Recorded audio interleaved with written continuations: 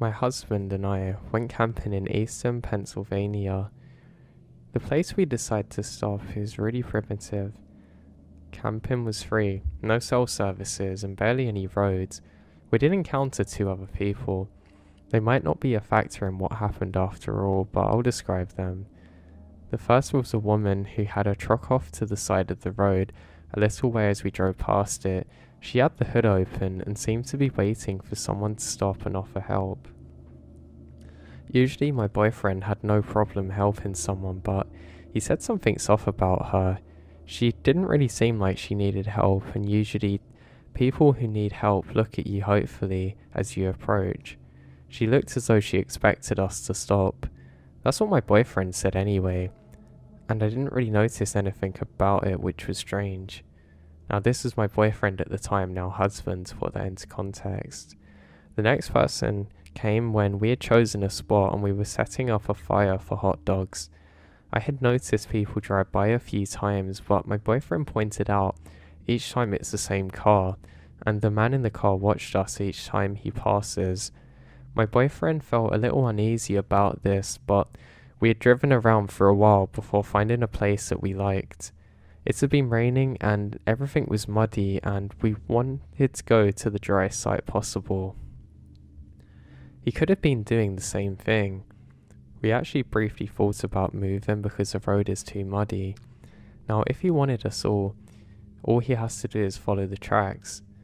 There were some other tracks, but not many. He'd only have backtracked a little to relocate us again. He didn't come by another time, so we stayed and spent the several remaining hours before dark goofing off. No one else drove by. Whether or not those two actually had anything else to do with our experience, I don't know. But the real fear came later. We had gone to sleep in our tent, and sometime around 3 AM, we were woken by a very loud noise. I can't describe it very well, or even remember exactly what it sounded like, but my boyfriend said it reminded him of a chain gun revving up. It was also similar to how it would sound if somebody recorded a shovel being dragged over gravel and played over a speaker. He jumped up and looks out the little window but can't see anything. The sound repeats itself a few more times. I was too scared to speak, so my boyfriend whispers that it's probably miles off and that I should go back to sleep. I didn't question this, as I figured loud sounds could easily be heard miles off. After we left, he told me it sounded like it had actually become something that was just down the road, and he didn't want me to freak out.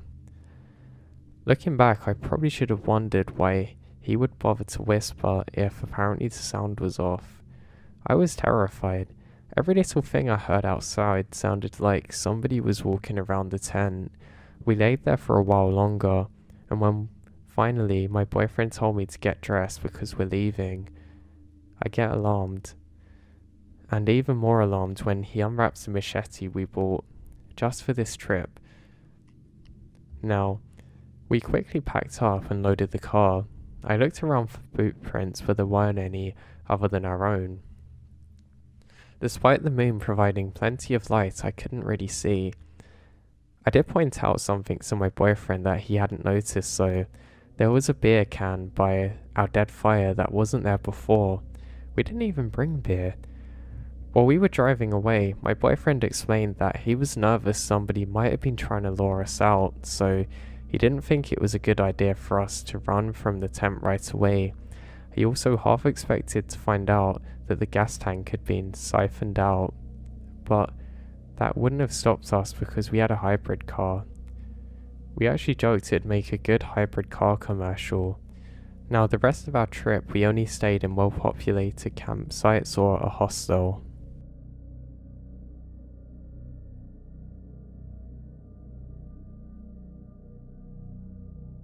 My experience at the Skull Valley primitive campgrounds in Utah absolutely terrified me, and it's ruined my camping for probably good. Now I'd love to get people's ideas on what happened. Here's what happened. The summer before last, I took a road trip from my home in Colorado up the west coast into Canada. my northernmost destination being Fernie, BC, Canada, as I have family out there. I mapped out a series of free campgrounds to stay at instead of hotels. I love camping and it would help me stay on a budget as well. My boyfriend at the time also was travelling, so we were planning to meet up in San Francisco and get to Seattle together. I was doing the first bit of the trip with just my dog, and my first planned campsite was a place called Skull Valley Primitive in Utah. Now, I found the site easily. The camping spots were also up a dirt hill, so I took the first site I saw, as my car is not made for off-roading. I set up my tent without any issues and changed into my hiking boots. It was so hot. I remembered my poor dog had to have a cool towel down after I set up camp because he couldn't cool down on his own. There was actually a ton of other campsites, but hardly anyone using them. There were 2 RVs I come across parked super far away from my site, and I was definitely the only tent camper there. I decided to go take a hike around before the sun was down. The campsite is adjacent to these mountains that rises out of flat ground and would have what appeared to be cave dwellings carved into the face of them. I wanted to investigate, so Teddy, my dog, and I started off in that direction. After only a few minutes of walking, we hit a barbed wire fence, and I don't think twice about ducking under it to continue onwards. I just didn't think it would be a problem. Only a few yards after I had hopped the fence, I stopped dead in my tracks. An eerie and unusual sound was coming from the direction of the cave dwellings. The best description that I can give you is that it sounded like dozens of humans trying to howl like wolves. Like many people pretending to be a wolf pack, and it sounded like its origin was inside the caves themselves. My dog was as spooked as I was and had already started running back to the campsite when I turned around. The sounds actually continue until I'm well inside the camp perimeters. The sun was almost completely set when I decided to let Teddy out for one last bathroom break. I was freaked out by what had happened and didn't want to be running around in the dark. Teddy is a dog that simply does not need a leash. He's never more than several feet away from me, so I didn't use one. I zipped up the tent and walked away from our site. Now, suddenly I realise he's gone. I can't see him anywhere, and there's no sign of him. The sun had finished setting by that time, and I finally gave up screaming for him and returned to my tent, which had not been left alone. The tent actually had a broken zipper when I arrived, and my stuff was strewn about. Though nothing was missing, I want to emphasize that fact that during this period, I noticed that there were no natural noises, no crickets or anything like that, and the only way I can describe the feeling that I had was pure dread. I never felt so scared before. In fact, I feel the same terror while I write this out. I decide to grab my taser and try and find Teddy. After a bit of whistling and shouting for him, I realize that he's not coming back, so I headed into my tent. I used some safety pins I had, which I closed the zipper with. Now, this is where things get weirder. As I lay there trying not to completely freak out, something starts to violently shake my tent from multiple angles. I can feel it / them brush against my feet sometimes, and the shaking is relentless. At some point, several hours later, I heard my dog outside and I peek out. It was him. I quickly unpin that part of the door and he jumps in. His behaviour is definitely off, and he reacted to the constant shaking of our tent even more than I did. Neither of us slept good that night, and as soon as the morning arrived, we were gone. I called my now ex-boyfriend to drive me out and recounted exactly what happened. He started to Google the area and found out that where I'd walked into was actually the site of an extremely small and impoverished Native American reservation. So His hypothesis was that we had been there, but something had been watching me and decided to mess with me in the dark.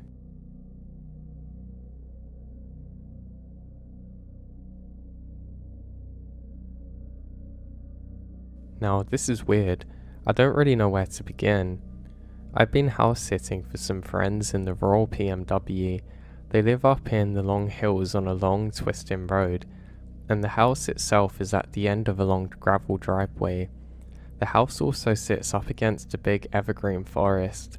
I should also mention that at one point, the driveway branches off and goes into the woods.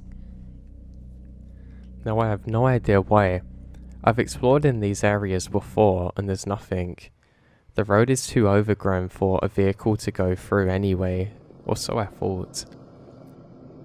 Now recently it snowed a lot here, and I've been kind of trapped, as my gutless sedan doesn't have 4-wheel drive, and the driveway is covered in over a foot of snow, and the road hasn't been ploughed. Anyway, a couple of nights ago, I was sitting up awake reading. I haven't been sleeping well because I got COVID and coughing keeps me up at night. It was about 11:30 and I saw headlights outside the window. I could hardly believe it. First, it was late at night. Second, there's been so much snow that most cars couldn't even make it up here. And third, my friends are out of state and no one else would be coming up here, and they certainly wouldn't be doing so during the night. I peeked out of the window and watched as the headlights, instead of turning right at the bend, come towards the house, then into the woods. I was curious, but I'm also a coward, so I didn't do anything as ridiculous as follow the car in the forest in the middle of the night. But I couldn't let it go. So in the morning, I grabbed my boots and parker and stupidly leave to investigate. The next part I genuinely can't explain. There was one set of tyre tracks in the snow heading down the road into the woods. I followed them about half a mile into the forest and they suddenly stopped. There was a large fallen tree blocking the road and no vehicle in sight. The tyre tracks just ended and there's no footprints in the snow either. I mean, that's it. I had no explanation to this and I'm really running out of ideas of what it could actually be, and I'm definitely freaked out by this.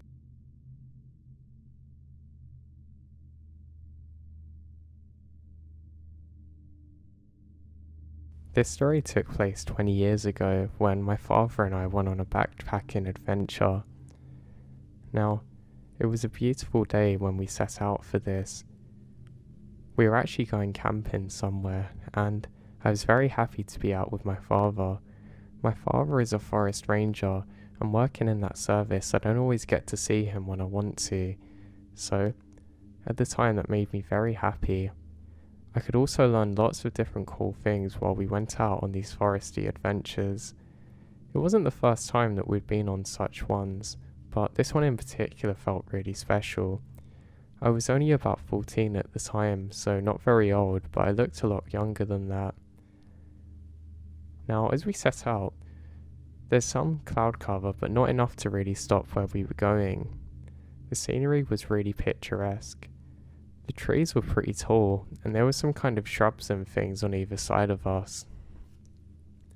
While I'm walking on the first part of the path, I realise that there's someone up ahead of us.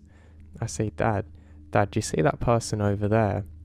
My dad turns and looks at me, kind of perplexed, and says, No, I don't think there's anyone there.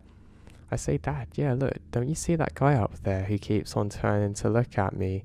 And he says, No, I really don't see anything, son. So, with that, we just continue on our way. Now, I don't know if it was because I was young or whatever, but my dad really didn't seem to believe what I was telling him. I'm not sure why. From my point of view, I kept on seeing somebody up ahead of us, dressed in kind of like the fishing or hunting gear, and they just kept on darting in and out of the trees.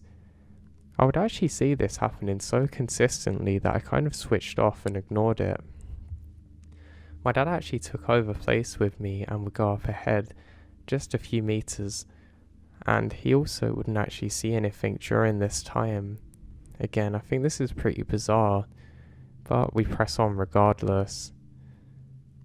Now, as we're looking around, I can certainly make out that there's a few people now. There doesn't seem to be just one, there's at least two. Again, I raise it to my dad and he tells me that if you can find it in a place I can see it, then yeah, we'll head back. And I thought this was pretty bizarre. I realise now that my dad was probably trying to calm me down, and he actually told me that he was a little bit worried but couldn't see a thing. And that's what I think's so odd about this experience. It turned out that no matter how many times I would tell him about it, he couldn't see anything. But like I found out later, he was in fact concerned a little bit. Now, we eventually get to roughly where we're going to set up camp, and I don't really feel that safe there. I tell my dad over and over again that I really think this isn't a good idea, and I'm pretty sure that somebody's kind of followed us in here. But again, my dad being dismissive just tells me not to worry about it and that we should just enjoy the day together.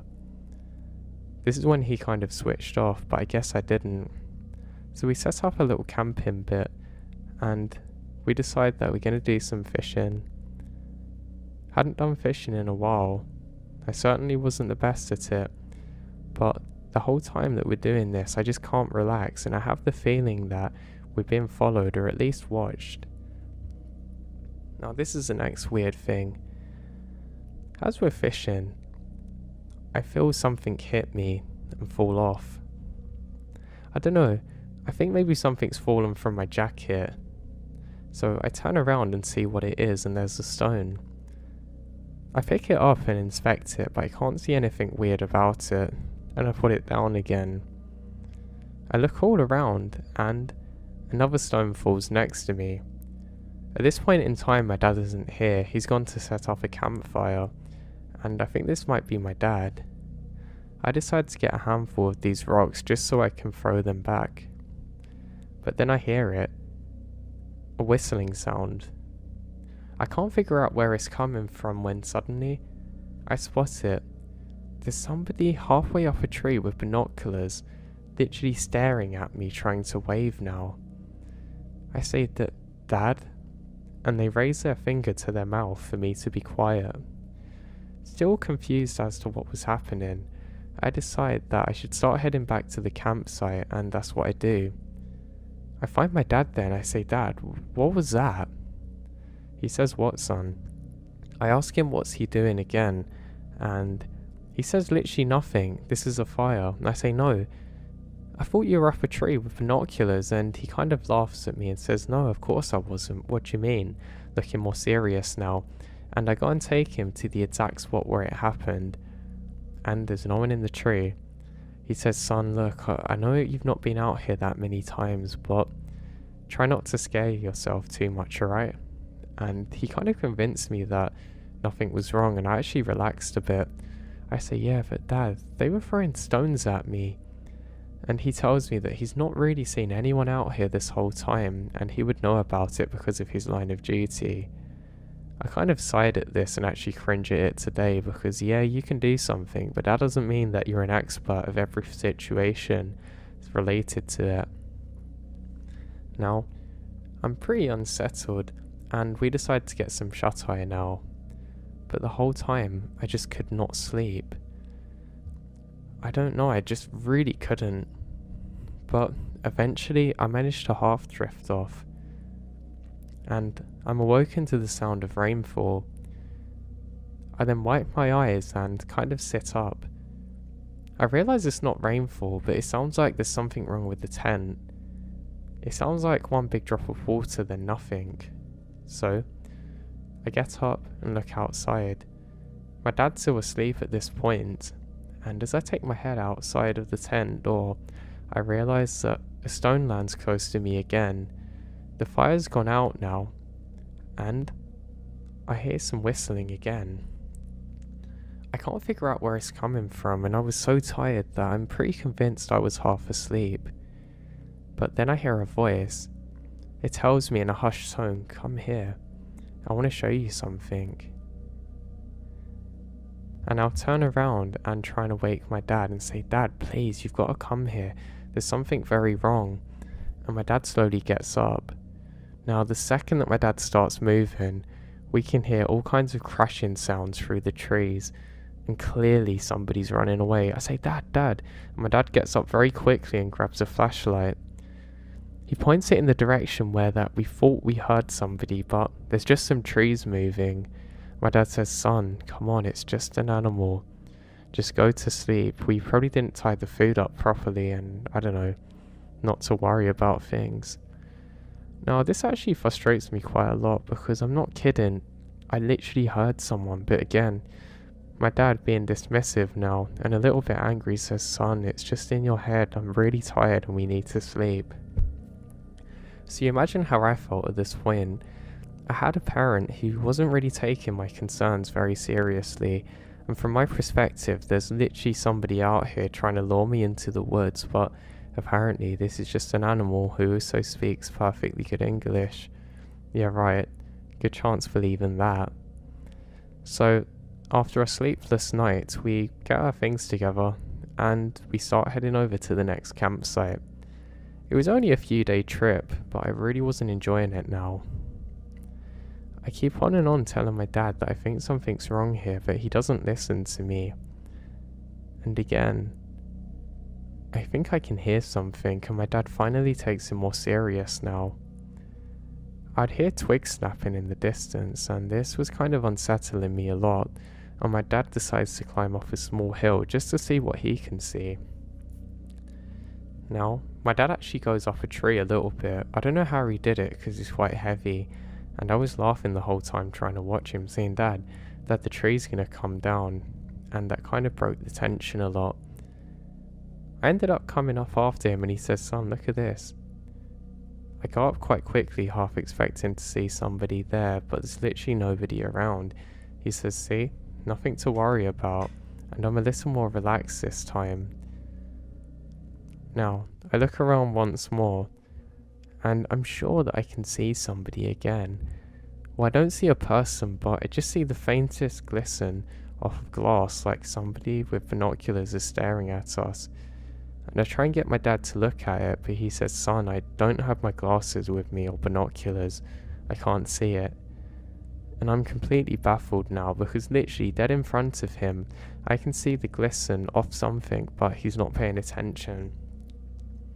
The thing that scared me is this is pointed directly at the tree that we're a part of, so they knew we were here. But again, my dad's dismissive and says, come on son, we're nearly there now. And that was that. So I go down the tree first, and I actually got stuck halfway down and my dad had to free me, but eventually we make it to the bottom. Things are a little bit better now, and I feel fortunate for that. So now, with the sun getting closer to setting, we eventually head off and finally make it to the new campground. And this is when my dad finally or formally acknowledges that something's off. He says, yeah, you're kind of right, there was definitely someone here at some point. I say, what do you mean? He said, God, I've reserved this spot, there shouldn't be anybody here. And my dad was more annoyed about spending money and someone tainting his precious spot, which again I think is pretty bizarre. I asked him, well, how do you know someone's here? And he said, look, there's some tracks here, and they're pretty fresh. And you can kind of see a weird boot print. It's almost like they come up to where the campground is and then just go off into the tree line, but you can tell they're pretty fresh. There was also evidence of some kind of fire being here not too long ago. And what does my dad do? Just dismisses it. Pretty annoyed now, I walk off and I know where a lake is that I can go and get a good view of. It's not really a lake, it's more like a body of water, but I want to just get away from him for a bit and clear my head. Looking back on it, it probably wasn't a good idea, but it felt like the thing to do. I sit there for a while and my dad's aware of where I've gone because I've told him, but not the exact reason for it. I keep on playing the events over and over again in my head, and I start to worry that maybe I've got some kind of weird flu that's making me see things. Or maybe that's just how it is when you're out here on places like this. There's things that you can see, things that you can almost touch, but they aren't actually there. I mean, I don't know. I've heard lots of people scaring themselves like this, and I know that it's some kind of self-fulfilling cycle, and I tried to relax myself more, finally taking my dad's side of the story. I mean, it does seem pretty weird that my dad's got no recollection of these things really, and he'd never cease to be able to see it, but that's fine. So I start to feel a bit better now, and I start throwing some stones into the water. I was trying to get the stones to skip, but it wasn't really working. And then, what do I know? Over my shoulder, a stone goes just past my head, and I hear sorry. Now I'm frozen then. It doesn't sound like my dad. And I can hear someone approaching now.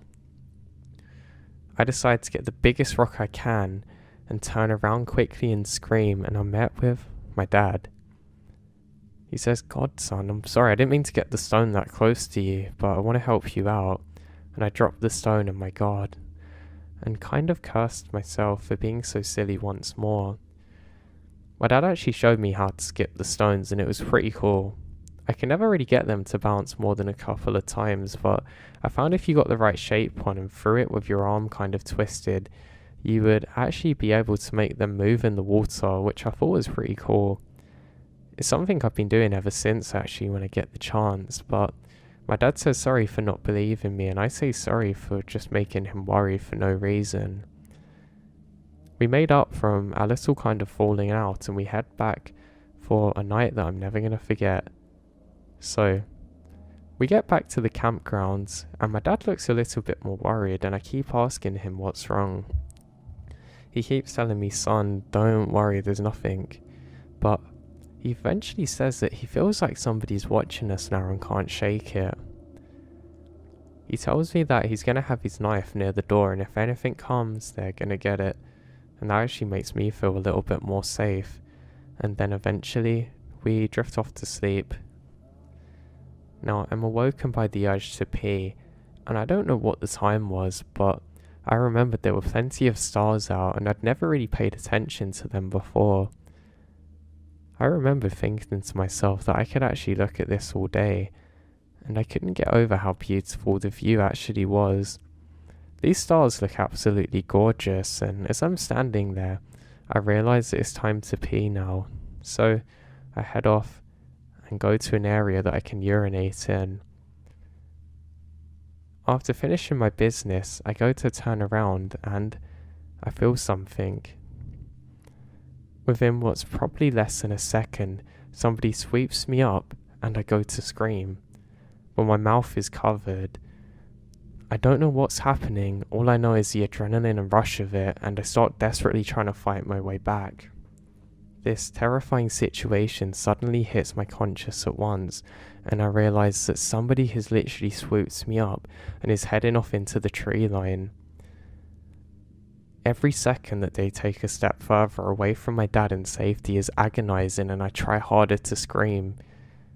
I'm screaming, "Dad, Dad," and then I hear somebody telling me to be quiet. They tell me that if I make another sound that they're going to kill me right here and now. And the way they said it in their tone makes me entirely believe them, and I go more quiet. I'm still trying to struggle to escape, but I just can't.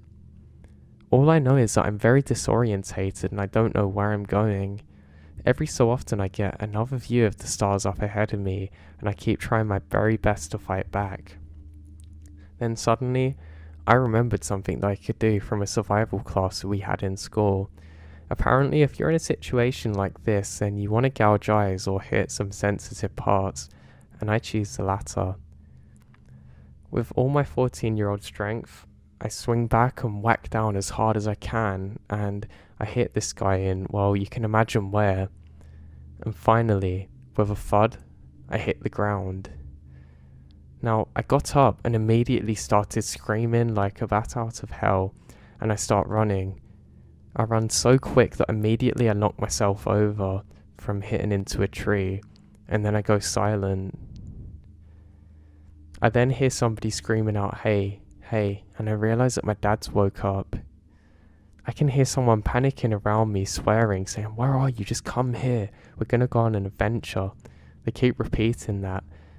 All I knew that I could do in this moment is to remain as quiet as I possibly can.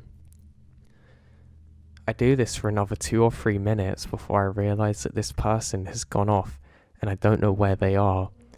Now I'm met with a choice. I can either make noise so my dad knows where I am, or remain as quiet as possible, but I decide it's time to make some noise, and I start to make my way towards my dad screaming. I say, "Dad, Dad." He says, "Son, come into the light." And I start sprinting towards him and stupidly go into another tree. I didn't actually feel the pain of it until afterwards, so I mean, I was probably pumped full of adrenaline because of the situation that I was in. I run over to my dad and he grabs me and says, "Where is he? I'm gonna kill that," and lots of profanities.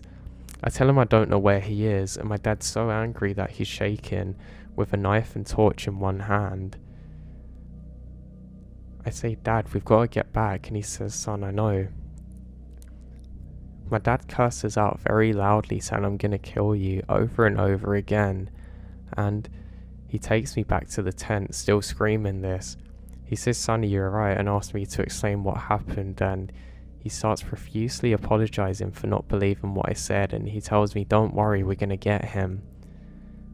We get some of the basic things we need, and my dad grabs me by my hand, holding my hand very tightly, and we start heading along the trail again, and we start the path back to where we started originally. It doesn't take too long, and we're pretty much back where we're supposed to be, and my dad immediately gets onto a phone at the station, makes a call to the police, and waits for the police to arrive. He keeps on asking me over and over again what happened and how, and eventually the police arrive, and I can't actually describe the person, because the thing is I couldn't see them at all, but I do give quite a detailed account of what had happened in the days leading up to it. The police put it down to an attempted kidnap, and they do a large manhunt. Now, we get everything together and drive home, and my dad just constantly apologises for not believing me sooner. He says that as soon as we get home he's going to come back and join the search with his knife. Well, it turns out he wasn't able to do that in the end, because obviously the police aren't going to let him go out there and kill someone, and eventually he calms down enough to come back to his senses. Now, this whole ordeal only lasted for a few days, but it actually felt like a lifetime.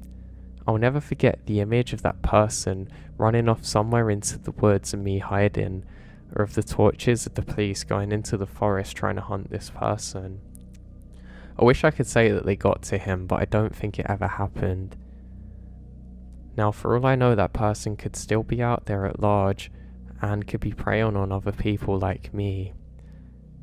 It sounds bad to say, but I really wish that my dad could have just got to him and finished him off, because what that guy could have done to me is not even worth thinking about. I'm just very grateful for the survival lessons which I had, which allow me to react accordingly in this situation. I think everyone listening to this should do similar training, because you don't know when you actually need it. I've spoken to my dad about this many times after, and he said that it was only on the first day that he kind of got concerned, but after I kept on saying something that seemed so unbelievable, he just couldn't believe it himself. And he said because of his service, he was pretty convinced that it couldn't have been the case, because he had never seen anything like it before.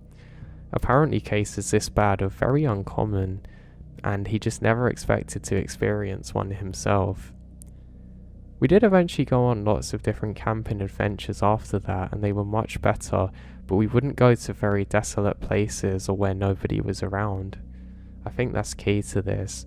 I think if you go to places that are miles away from different people, or any people for that matter, then you're not going to find the best of people. And probably lots of times that you think that you're on your own in the forest, you might actually not be, and that is an incredibly dangerous thing, I think. Yes, I learnt this the hard way, but I'm glad that I'm still alive today. I guess I'll dive right into what happened and not bore you with the unimportant details. I was hiking on a trail I'm very familiar with, and because of changes in the weather, I decided to leave the trail and cut through the woods. I wanted to try and get to my car before the downpour, and I knew this area like the back of my hand. Before I knew it, I felt very strange and disorientated, Nothing appears familiar. I'm not sure if the woods seemed to be silent before or after I felt this way, but I become undeniably aware of how silent everything is. Oppressingly down, really suffocating silence, and my heart begins to pound as I stood in place, and it felt as if the woods are spinning and closing in around me. I felt like I had nothing I could do, or anything that I could comprehend. It's when I start noticing something about 15 feet in front of me. Now, it was 10 feet high and 8 feet wide, and a distortion. It was like something was bending the light and moving towards me like a fogged up mirror, almost, but with no definitive shape. But it was moving with purpose and intelligence, and would be completely unnoticeable if not for the distortion. I turned to run and realised another was behind me, the same size and shape, almost about. Then I realised there's at least 4 more of these moving around me. I'm trapped. What I was seeing in my brain could not make sense, and I'm in utter shock and panic. I back up against a tree because I'm so scared. I curl up into a fetal position, pull my hands over my ears because they began ringing, and it's a deafening sound. I close my eyes as these intelligent cloaked things moving around me. I saw a white flash, like what happens if you've ever hit something very hard or been punched well. My ears were ringing, and I see flashes, then nothing. I woke up to the rain falling on me. Hours have passed. Everything was normal and I knew where I was. I gather myself, check for injuries and realise I'm completely fine, and drive home. I can't make sense of what happened. I've googled similar events but not found anything like what happened to me. I stumbled across stealth cloaking technologies used by the military, and the technology is primitive compared to what I saw. And there was, I don't know, something very organic about what I saw. Now, I don't know if anyone's experienced something similar to me, but I need answers. Update. It's really hard to answer everyone individually, but I'm definitely going to be seeing the doctor tomorrow, but I have no history of seizures or other health issues. I'm in my 20s and fairly fit and sound of mind, but I want to make sure. Now, the headaches and blurry vision have only been an issue since the incident. I've never had migraines before, and these things had no definitive shape to them, and they were very large and moving with purpose and intelligence. Now I could smell something which I thought was my brain frying from how loud the sound was and how intense the situation was. Now I crouched down with my head in my hands, kneeling in the fetal position out of fear and panic before I blacked out. When I closed my eyes, I can see the less than 5 feet away from me. I can smell a sulfuric metal type smell. Then the flash occurred that was blinding, and I woke up afterwards. I was considerably dry even though it was drizzling when this occurred, and when I woke up I realised 4 hours had passed and it was raining heavy, but I was pretty much dry, and I can't explain it, but there was some sound during all of this. I won't lie, I'm shook up and freaked out. I'm trying to make a rational assumption out of what happened, but I really can't.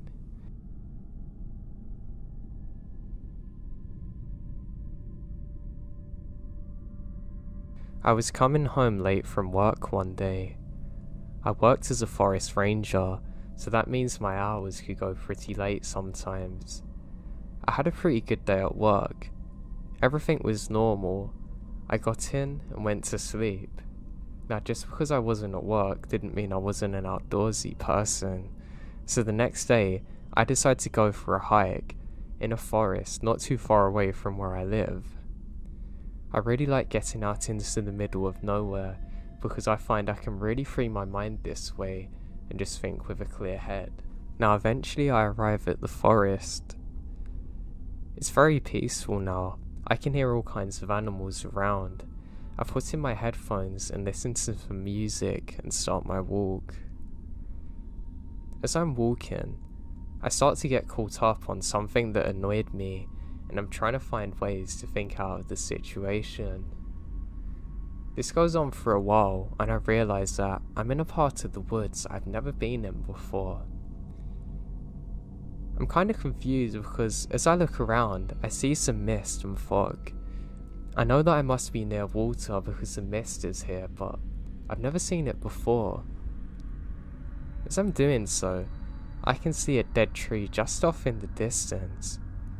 I don't know what it is about this, but I keep getting a really weird vibe. I look to the left and I can see a person standing up. I can only see the top of them. They must be wearing some strange camouflage or a Halloween suit because it looks like a skeleton staring at me. I think this is weird, and I decide to take off my headphones so I can be more in the situation in case anything goes bad. As I do so, I hear the sounds of bones crashing on the floor, almost like somebody's dropped a load of sticks onto concrete. Then it hits me. It's now completely silent where I am, and I look around and it's almost like I've gone to a complete different place. It doesn't look anything like the woods I was in before. I look up and I call out to the person thinking it's a hunter. They're not meant to be hunting here, and I really don't want to get shot today. They can't hear me, or they don't reply, so I decide to walk over slowly. I turn on my flashlight on my phone so they can see me coming. Again, I really don't want them to mistake me for an animal, but I have an orange coat on, so there shouldn't be a problem with that.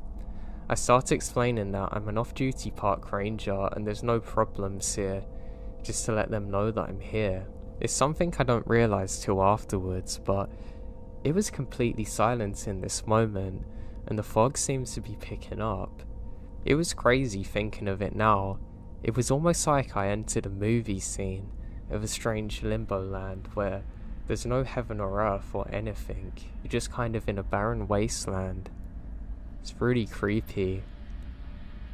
I walk up towards where I last saw the person and I realise that they're long gone. But they've left something behind. I think it's a backpack, but I can't tell next to the sticks. As I approach, I get a horrible smell of sulphur. It's almost like a metallic smell. It's very hard to describe.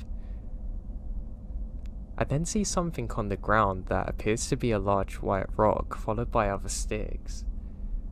I'm very confused on exactly what this is. I turn it over using only my foot, and my heart drops. These are human remains. Not a fresh body by any chance. It looks like ancient bones, just sitting in a pile.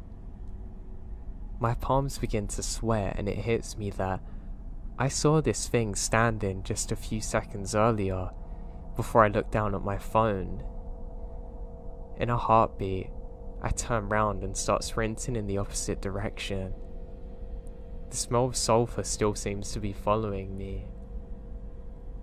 I keep on sprinting through the woods and I don't even bother looking back.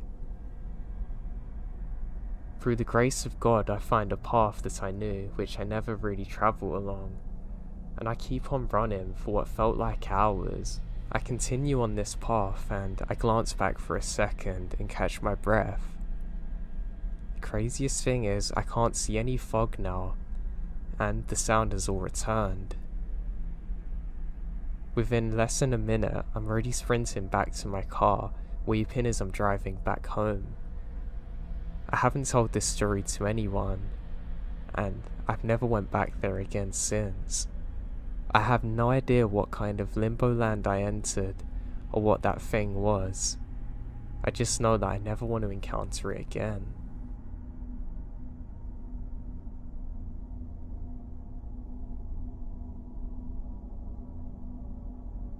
I'm staying in the Pigeon Forge near the Smoky Mountains right now, in a cabin in the woods. There's other cabins nearby though. I was deep asleep last night and my boyfriend was still outside in the hot tub, and he come inside yelling for me to wake up. He said that he started hearing something big moving around the forest. He thinks it's a bear, but he shines his flashlight, and it was like something small moving through the grass that he couldn't see clearly. There were multiple of them, but they were covered by grass and moving in different directions. He only saw one, but it was a little ways in the distance, and he described it as long and tan-coloured skin, slithering around, very fast but gracefully. They're clear as day, and he heard a woman scream saying, "Help me someone," but there's no one around, and it's the weirdest thing he'd sound like it's not a real person, like it's rehearsed or a recording. He couldn't tell where it was coming from. I have no idea what he saw.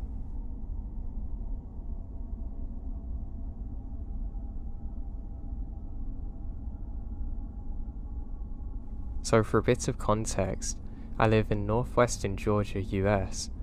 I'm in the middle of nowhere, on a weird off on its own cul-de-sac with houses only on one side and the woods around it. Other than the cul-de-sac, houses are over 100 yards away from each other. The woods are thick, beginning about 30 foot away from our house. The area is not known to have any bears, no wolves or coyotes, and our coyotes are really small and shy, like the deer. I even contacted our local DFW, and they said there's never been anything bigger than a coyote or wolf out here. I take the dogs out in the yard to pee about 2 to 3 times after dark. I put them on a split leash, and normally wander around the yard for a bit to let them find a spot, but that's come to an end, and I don't dare step off the patio now. For the past few weeks, my dogs have been acting really odd when it comes to going out at night. They want to go out front, but since my landlord doesn't want me to let them ruin the front lawn, I have to drag them to the back door, and they refuse to step out most times, especially my younger dog. They want to stay close to the house and are always very alert. They will lunge towards the woods at random, starting to bark like crazy. I would normally call this off as just wildlife, but it's been getting really weird. And normally, if there is something like a rabbit, they're very easily shushed and redirected. I've heard whatever it is walking right on the edge of the woods. It doesn't have the typical 4-beat walk of a 4-legged animal, and it's not scared of my dogs. I can hear its heavy breathing and the leaves crunch as it moves. It's not scared of dogs at all, or me shouting, and it doesn't have to leave. It's always there by 9 PM. It'll be there at midnight, then it'll be there at 2 AM, always at the very edge of the woods, and I can feel a difference myself. Even when I go out alone, I had to grab a patio chair the other day for example. It's almost like I can feel when it's there. I'm normally very relaxed in my yard, even at night, but I'll get that back shuddering feeling that I have to get out of there. Now, my dogs go crazy when inside, seemingly at random, standing at the windows barking out to the woods. I've been out there during the day, looking for things like fur scraps, stag or claw marks, but nothing ever turns up. Not even footprints. I've been trying to really find what this can be, but I always end up going in circles with this. As an immigrant, I'm not knowledgeable on local stuff like folklore, but I know this scares the holy hell out of me, so I'm wondering if anyone has an idea what this could be.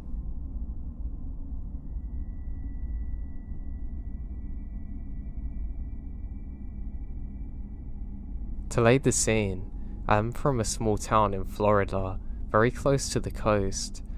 It's a commuter town, and it's usually pretty quiet at night, but since the state shut down, people haven't been so eager to get home and go to bed so they can get to work in the morning. But I work in the service, and still work just as much as though nothing had happened. I see a lot more people out at night having parties or driving around at weird hours.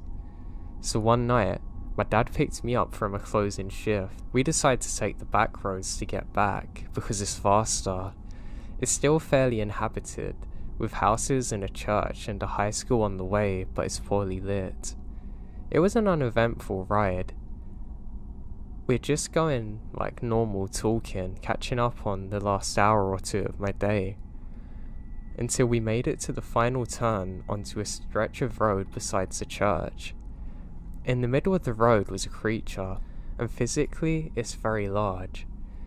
It was covered in thick black fur, and for reference on the size, my dad drives a 2005 Dodge Ram. The headlights just reach his shoulders and it has skinny legs. It's hunched over and dragging one of them behind, and they curve outwards, which made me wonder if they're supposed to, or if it was severely bowed. I can't think logically of any animal it could have been, unless it was massively mutated or deformed, but it doesn't make sense. When our headlights hit it, it sunk to the ground, screamed and ran into the woods. The screams were high-pitched and wet, like it was gargling. I saw it stumble off the road and hit a tree before screaming again and disappearing. My dad stops the truck and gets out with a flashlight. We only stayed for a few minutes as we're both pretty shaken.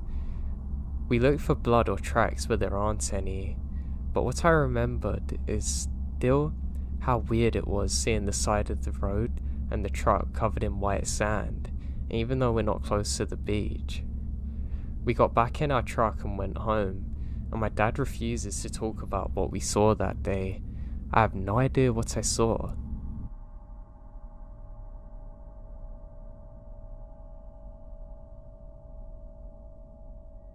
I've spent my entire life in the woods, taking regular hikes up to 20 miles on the weekends deep into canyons and headwaters of the pond, often in the dark fishing for steelhead. I also used to work building logging roads deep in the forests alone. I've seen lots of animals: cougars, bobcats, wolves, turkeys, bears.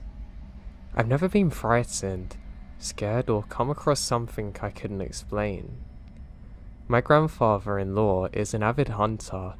He spent his entire life doing it and told me a few stories. During one trip while hiking in a draw on Washington, somebody shot at him from the ridge. The shot put a hole in the stock of his rifle. He yelled and the guy took off, and he never caught up with him. I wonder if there's a guy out there somewhere wondering if he killed a guy. He also said to me one time, way out on a mouth-long hunt, he came across a wind chime about 100 feet off a tree. It was late fall, so all the leaves were gone, and he could clearly see it and hear it. He has no idea how it got up there.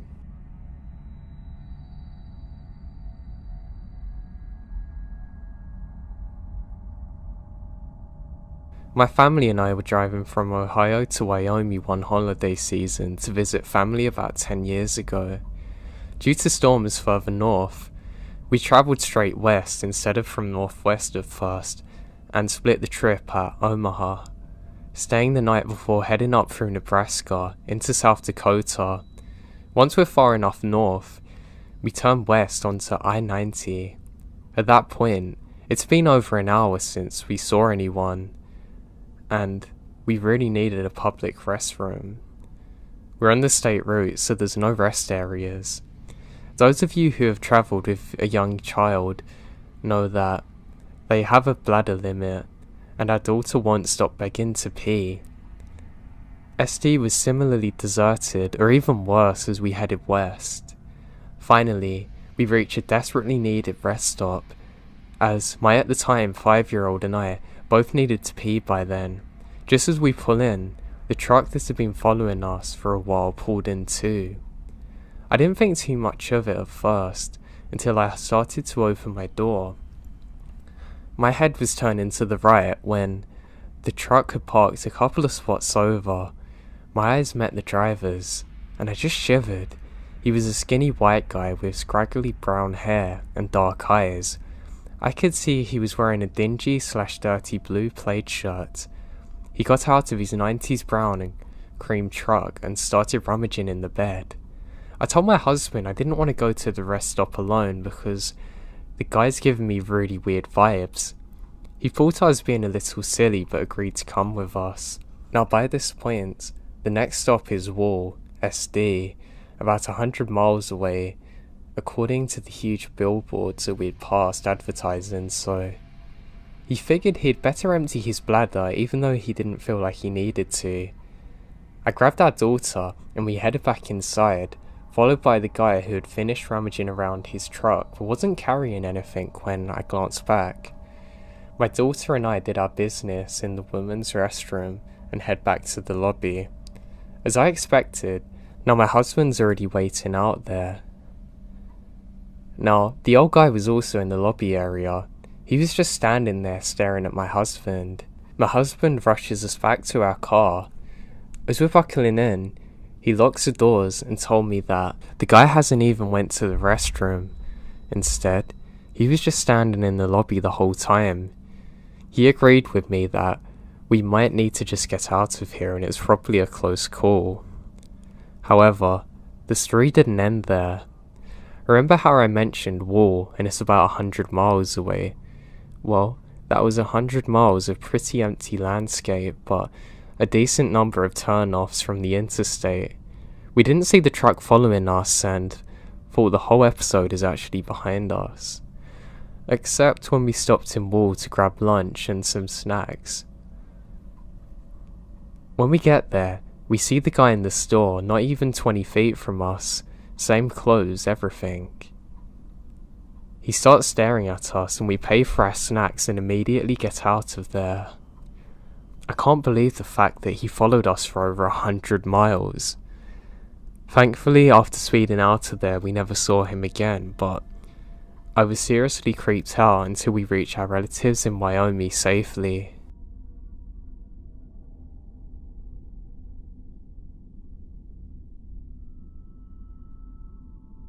I grew up poor in the mountains of southwest Virginia. We didn't really have internet. It wasn't available. We lived in rural, isolated locations, so no kid would actually go out to play with us. As a teen, I would spend most of my time hunting or riding my bike a few miles to the river to go fishing. I was a stereotypical country boy.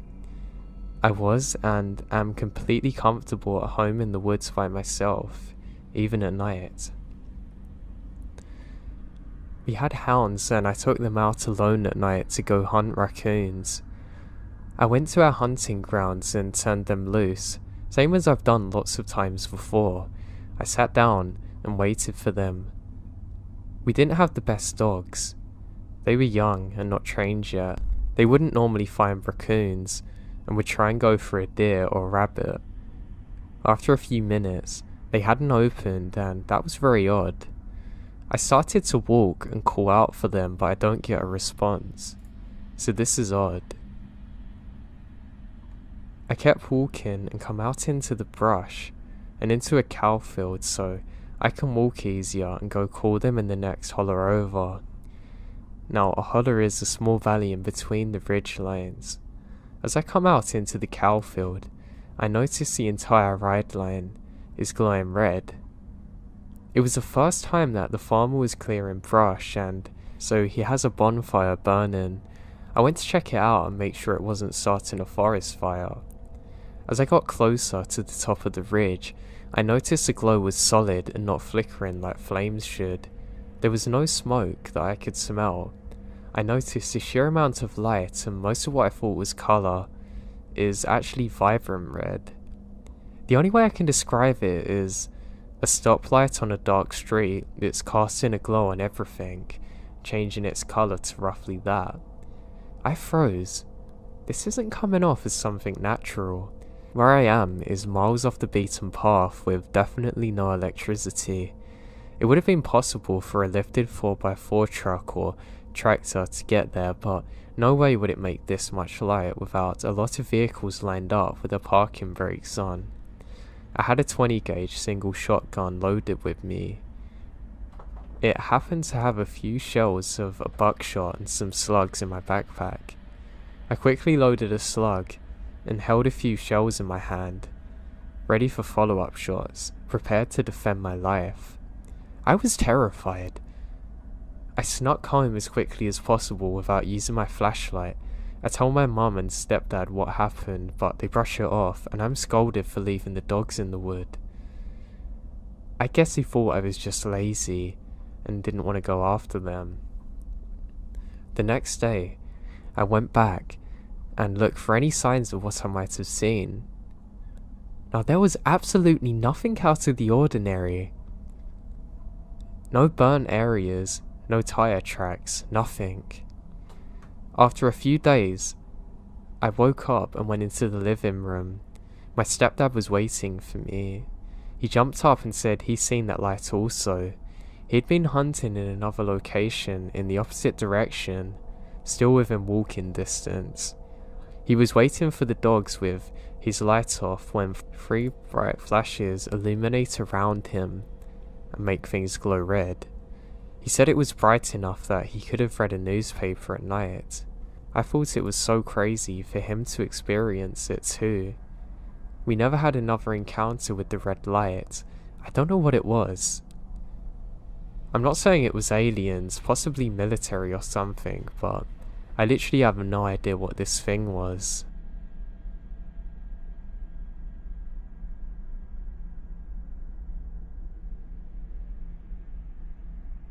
I visited Arizona in March of 2018 during my school's spring break.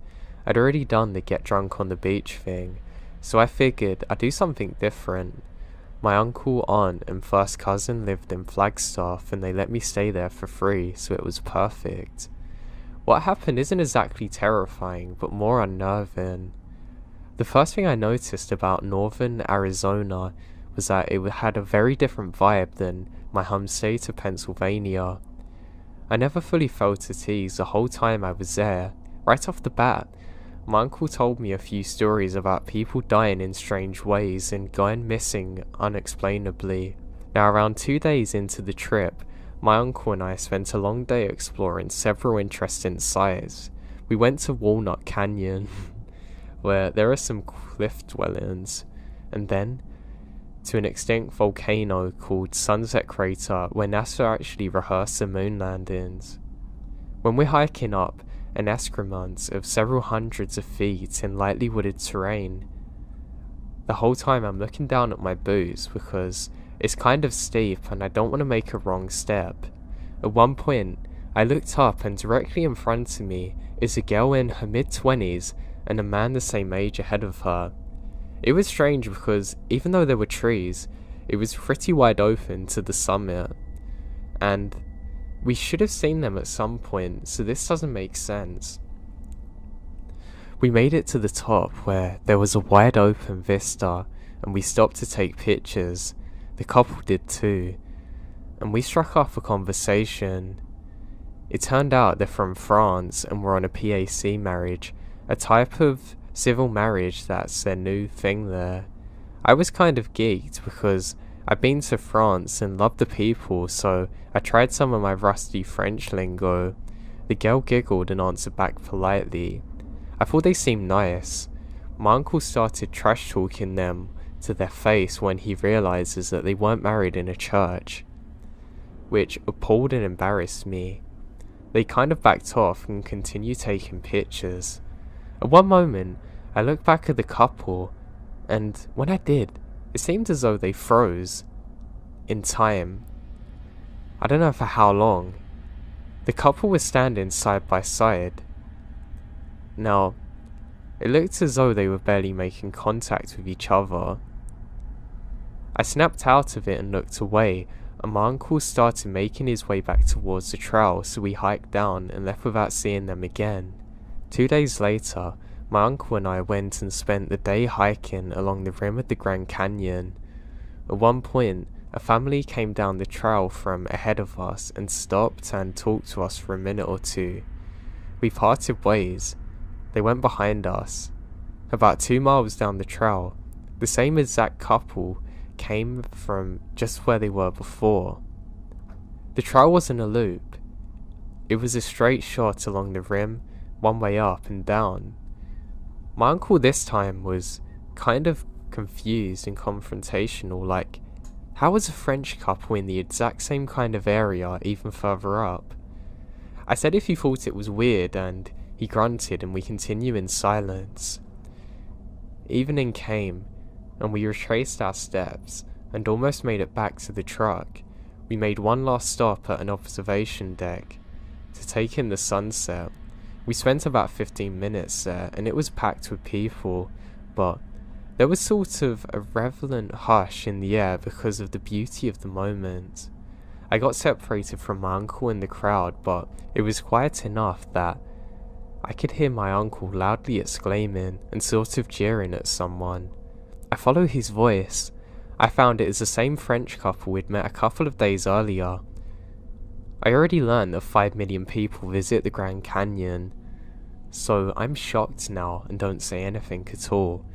I remember my uncle going off about their marriage again, and said something like, "Go ahead and seal the deal, mate."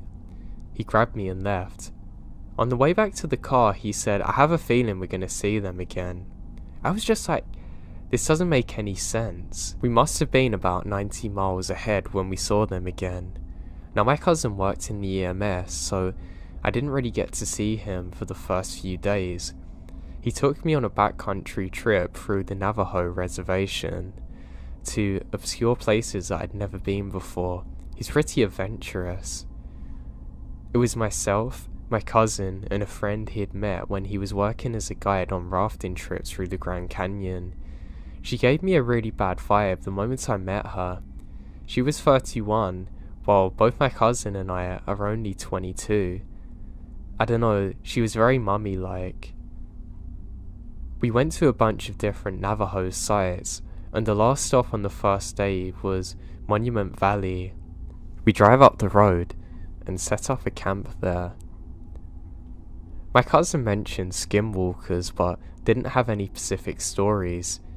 He also said that he heard from a veteran emergency responder that they got a missing person report and followed footsteps into the desert with dogs on the scent trail, but the footsteps actually stopped in the middle of the desert without a trace or explanation, and the dogs went crazy when they reached a dead end.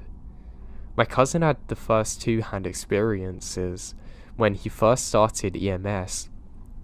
He got called to a car accident in a valley leading to Sedona. The car was badly mangled. They couldn't even find a body. They ended up searching the woods, and about 50 feet into the tree line, there's a man sitting against a tree, wide eyes, no visible injuries from the wreck. He said he never heard what the cause of death was. The last story was from a search for a missing person at the Grand Canyon.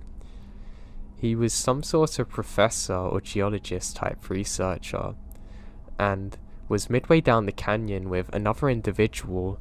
They split up, and the professor guy said he'd meet his friend on the other side of a butte, which is a large rock overcut. The friend took a low path, and the professor cut right across. They should have met up a couple of minutes later, but the professor vanishes without a trace. My cousin said they searched for him for weeks with helicopters but never found him. If anyone's heard this story, let me know. We walked for a long while, and there were more stories that I can't fully remember. We were camped along the base of a small rock outcrop. I've been facing towards the rocks most of the night, but before we turned in, I looked out into the desert before any darkness fell. I saw that it was as flat and as far as the eye can see. You could see for miles without obstruction. I live near a city, and at home on overcast nights, the lights from the city bounced off the clouds, giving a soft white glow. That night in the desert, I saw the same glow as if from a city off towards the horizon, lighting up from one end to the other. I asked my cousin, is there a city? And he said it's probably Vegas, but we're facing north in Utah, so it definitely isn't Vegas. I scanned 360 degrees around and it's pitch black. I finally get into the tent to try and sleep.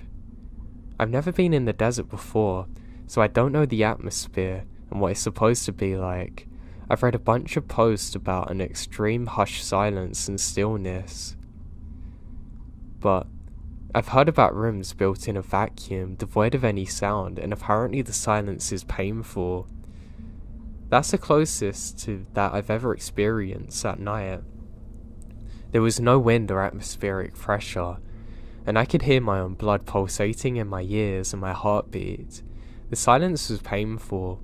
When I finally managed to get some sleep, I have a nightmare about a corpse being buried next to me.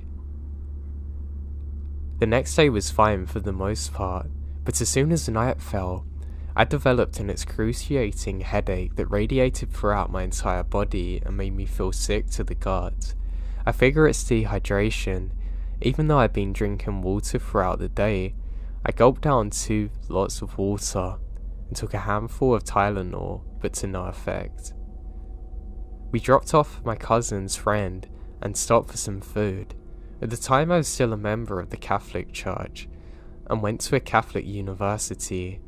My family I was staying with and some of the others we met, they would tell me I'm very Catholic and it's weird I'm out in the middle of nowhere. It seemed weird. Now, for some strange reason, my cousin took me to the empty parking lot of a Catholic church so we could order some food. It was here that he told me he felt like it was humanity's destiny to kill and make war in an endless cycle, and that he wants to join the military for that purpose. On the other hand, I'm a humanity-loving, peacenik sort of dude, so this scares the life out of me. My headache got worse, and I think I was picking up on some serious negative vibes. I couldn't eat any food and save it for the next day. Nothing else strange happened, but it was more the accumulation of things that really freaked me out on this trip. Now, as some updates, it seemed like the 2 days we spent out on the Navajo reservation, my cousin and his best friend were trying to squeeze out every last piece of sightseeing they could on the trip, and not for my sake either, but their own curiosity. It was exhausting, and I wonder if they could tell how tired I was. I have no idea what the place is called, but it's near Tuba City, Arizona apparently. It's a pretty interesting place, and it's in the absolute godforsaken middle of nowhere.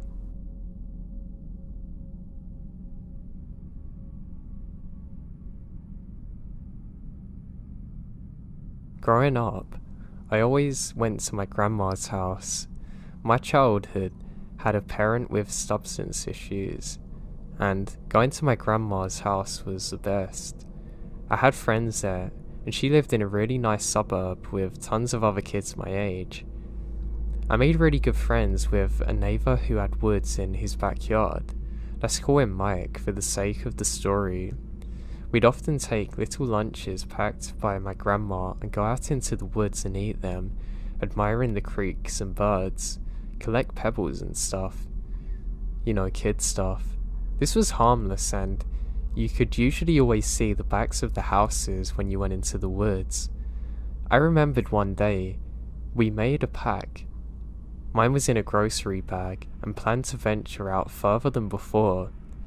You know, you have limitless energy when you're young, and low pain hasn't set in yet from sitting at a desk for ages. I mean, you could literally walk for hours, and probably miles, and not even notice it. So we walk even further than ever. Now we slide down a hill.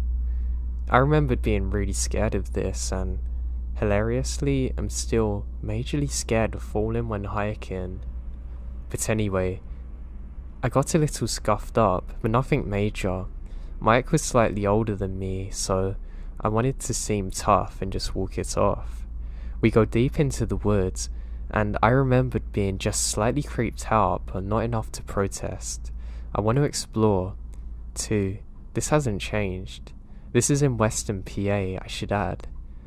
We weren't in the rural areas of my state, but some of the suburbs do intersect with trails and nature preserves which can go on for acres and acres. We came upon a tent in the middle of frickin' nowhere, and I remembered being terrified. My grandma gave me a lot of freedom because I was responsible. This was in the 90s. Aside from needing to be home before the streetlights every night, stranger danger was something she drilled into my head. This set off the internal stranger danger alarm loudly, but I was too afraid to leave Mike side. So we approached the tent, even though everything inside of me is telling me to get out of there. Mike goes up to it, and tentatively I follow him. At first, I thought somebody was camping, but it still looks more permanent than that. Anyway, there's a fire outside and smoke burning, but it's been doused. There were bones everywhere, skulls mostly, tiny ones, which, to my unattained eye, look like animal bones. There are also little pelts of animals covered everywhere in what appears to be paint and symbols. My adrenaline kicks in and I ran, Mike also. We ran so far and so fast that we fell down the side of the hill and ended up emerging from the woods on the other side of a shooting range. The men firing were screaming at us to leave. I was so scared of the tent that I didn't process the real danger which was at the shooting range. We definitely could have died very tragically because of that. So looking back on this memory, I was wondering, what the hell is this guy doing? There were literally bones everywhere and symbols.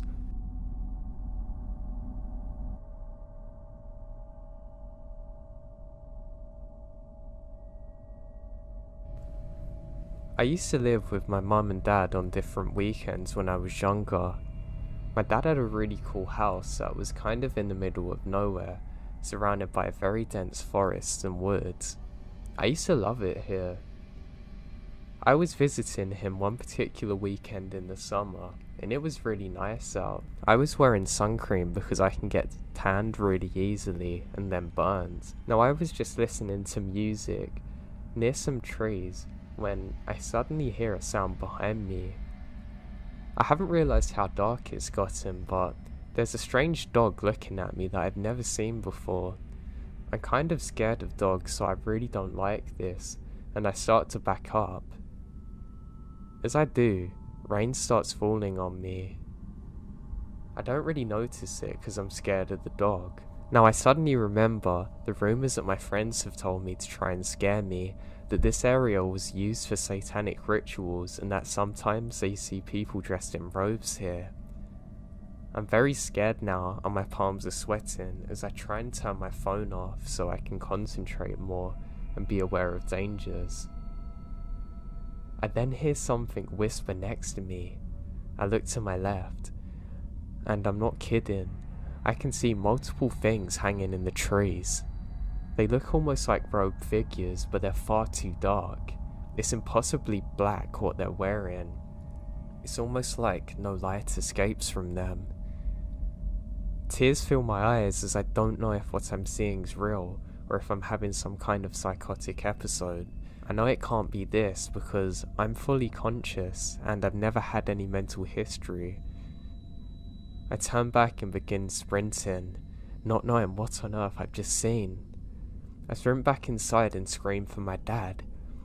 He then comes down and says, "Hey, what were you hanging up in the trees?" I scream out what happened and he goes to grab his gun. We both sprint out there and can't find anything. 2 weeks later my dad left that house and we ended up moving county. Now I'm not somebody who really believes in the paranormal or all of the satanic stuff, but I wouldn't have thought much of this story if it was only me that it happened to, but the fact that my dad had seen them things in the trees too is what truly terrifies me.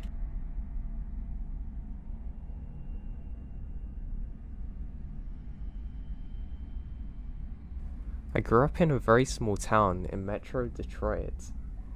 Back in 2006 when I was 16, I would take my family dog for a walk every day. He was a Portuguese water dog, and often people would stop and say, "What kind of dog is he?" This particular time, an older man, probably late 40s or early 50s, in a white van of course, pulled up next to me saying, "What kind of dog is he?" I told him kindly that he's a Portuguese water dog.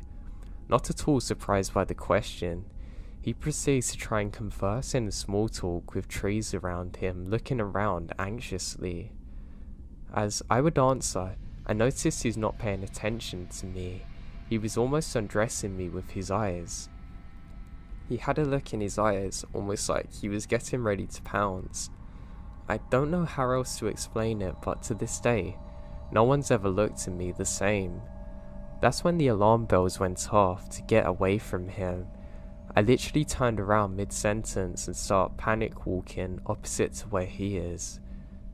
I go to my left as I know he can't follow me unless he gets out. As I walk away, he screams, "Hey, where you going?" I pretend not to hear him. My mum ingrained in my head to always trust my gut. Something about the guy felt off and really scared me. I tried searching for kidnappers/serial killers who drove around in white vans in 2006, but haven't found anything yet. I often think about what could have happened if I'd fallen into the whole idea of being polite, the way women are forced to think. Let this be a reminder to parents to tell your daughters always to be cautious around weird people and to trust your gut.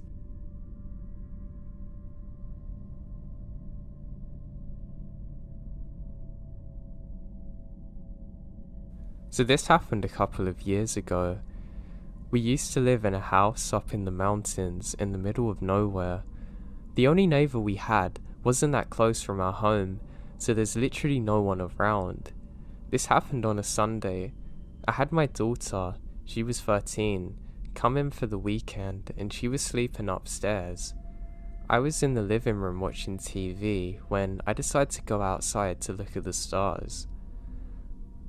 The thing is that I had to let my door semi-open because there's only one handle and the other side of the door can only be opened with a key. I'm outside stargazing for about 5 minutes and I felt like I could smell a weird smell. I went back inside. It's 3 AM and I decided to sleep. I then woke up at 6 AM. I could see the sunrise, so I decided to open my window as it's extremely hot and stand up at the edge of the window. Suddenly, I felt like a hand was pushing me in my back. I got pushed from my window by someone. Thing is, it's only me and my daughter in the house and I got pushed out of my own house by a stranger. Since the window was closed, I couldn't open the door either because I don't have the keys. I knew that my neighbour is a locksmith, so I subsequently rushed into his house, woke him up, explained the situation. He took his stuff and came with me to my home. Now I'll tell you what my daughter told me. She told me that she could hear an old man coughing that she didn't recognise, so she instantly went into the bathroom and hid with the door closed. She then starts a tap running and phones the police. My neighbour managed to open the door. We rushed upstairs. Whilst going upstairs, I see a knife missing from my knife set. When we went upstairs to the door, we see my daughter's there, and we turn on the lights and see an old man with a hood holding one of my knives waiting in the front of the bathroom door. My neighbour and I beat the life out of him and wait for the police to arrest him, and after that we moved to another county.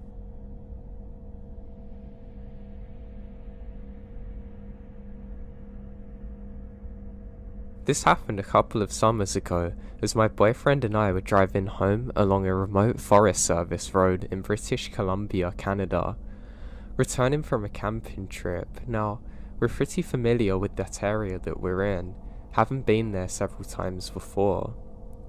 Typically, the only people we encounter out there are a good 70 kilometers away and are fellow campers in off-road vehicles or logging trucks on the job. This particular day is beautiful, sunny and warm, mid-June. We were bumping down the road at a good clip when we saw a man coming out of the bush and begins frantically waving at us. It's very odd. We slow down and come to a stop, with my boyfriend rolling down the window to see what this guy had to say. I was in the passenger seat, and as soon as we slowed down, I picked up a weird vibe. He's wearing a blue plaid construction worker's flannel coat, much too heavy for the warm weather, with khaki pants and work boots with clean-shaven, messy brown hair, pale skin, and large glasses, maybe 50 years old. Let me stress how unusual it is to run into somebody up there without a vehicle. The guy was fairly soft-spoken and calm, almost robotically. He tells us that, "Hey, my battery's dead. Can I have a jump?" "Sure," we say. We believe in road karma and always want to help out. The trouble is, we're in the brush. Where is the car? He said he's been fishing all day too and had the radio playing, and that's why it's dead. His car is down in a very overgrown side of the road a little further up the main road. He walks ahead while we slowly follow behind him in our truck. Both my boyfriend and I are a little weirded out. We joke around to each other as we're following him that we hope he's not luring us to our death. Except, I legit felt on edge, and the joke isn't that funny. We follow him about 150 meters down the overgrown side of the road into a heavily overgrown area full of trees. Now, we would never have noticed this. It's just wide enough for about 4 cars to park side by side. He points it out to us, because the bushes had nearly covered the entrance. Sure enough, a car is there. An older model, big Chevy car that looks very unsuited to the login roads. The trunk is open for some reason, and a blanket is draped over it. The hood was already popped up, so my boyfriend grabs the jump leads and begins to fix the cables. Meanwhile, I swung my leg over the center console and slid into the driver's seat. I felt very uneasy and look around to the cab to see if there's anything I can use as a weapon. All the while telling myself I'm being silly, but nonetheless, I wanted to be ready to act if something happened. The guy then chats with my boyfriend, jovially, telling him about his buddy who he went fishing with, but who went ahead without him, but his friendliness seems forced. He stood back, allowing my boyfriend to do everything, lingering behind him, watching while my boyfriend got the car batteries hooked up. There's an awkward pause when my boyfriend had to prompt the guy to get back into his car to crank it over. Throughout this, I sat in the driver's seat watching, feeling tense. The car fired up easily, and the guy got back out of the driver's seat. He said thank you in an oddly intense way. My boyfriend removes the cables and hopped into the passenger seat without bothering to put them away properly. The very moment the passenger's doors closed, I was reversing back down the narrow side road with branches scraping across both sides of our car. We got onto the main road within moments and went our way. My boyfriend told me that the guy watches us the entire time. It could have been just a socially awkward guy with a legit dead battery, but I can't help feel this guy's intentions were more sinister. The fact that I stayed vigilant in the car and my boyfriend was there probably stopped anything happening. Also, my boyfriend told me that he doesn't believe the battery was dead. We don't see any fishing gear, and the guy doesn't move after. He was lying about being in a rush to get out of there. He's just watching us leave with a weird smile on his face. I don't know what was up that day, but I'm sure glad I didn't have to find out what his actual intentions were.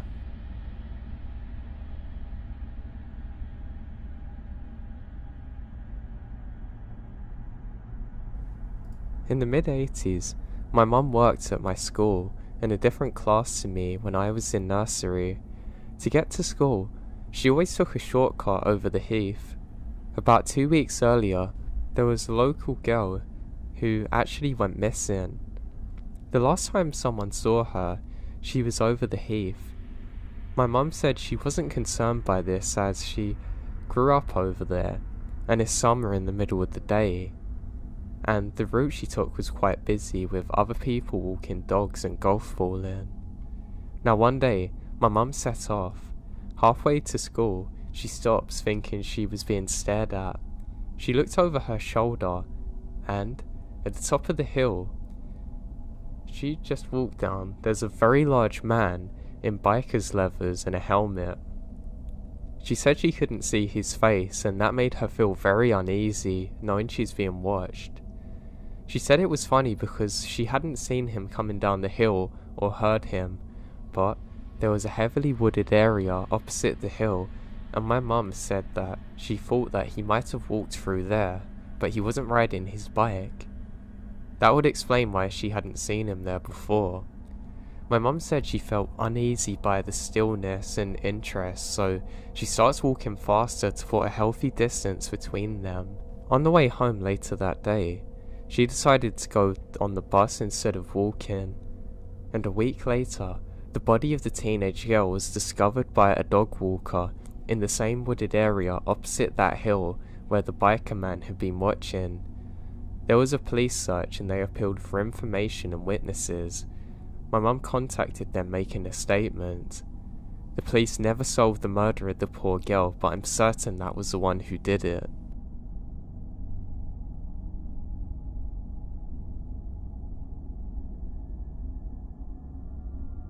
This story happened when I was in college. There was something about my early years in college that just seemed to bring a range of experiences that ranged from creepy to terrifying. I don't know what it was about that time in my life. This experience is somewhere in the middle of that. Anyway, one night at the beginning of the summer, following my freshman year of college, some of my high school friends and I were going to a party. We hadn't seen each other a ton, and we were all just away at college, mostly during school breaks, and a few random weekends we actually see each other. I wouldn't have normally gone to this party, hosted by someone else we went to high school with, but they all wanted to go, and I want to hang out, so agree.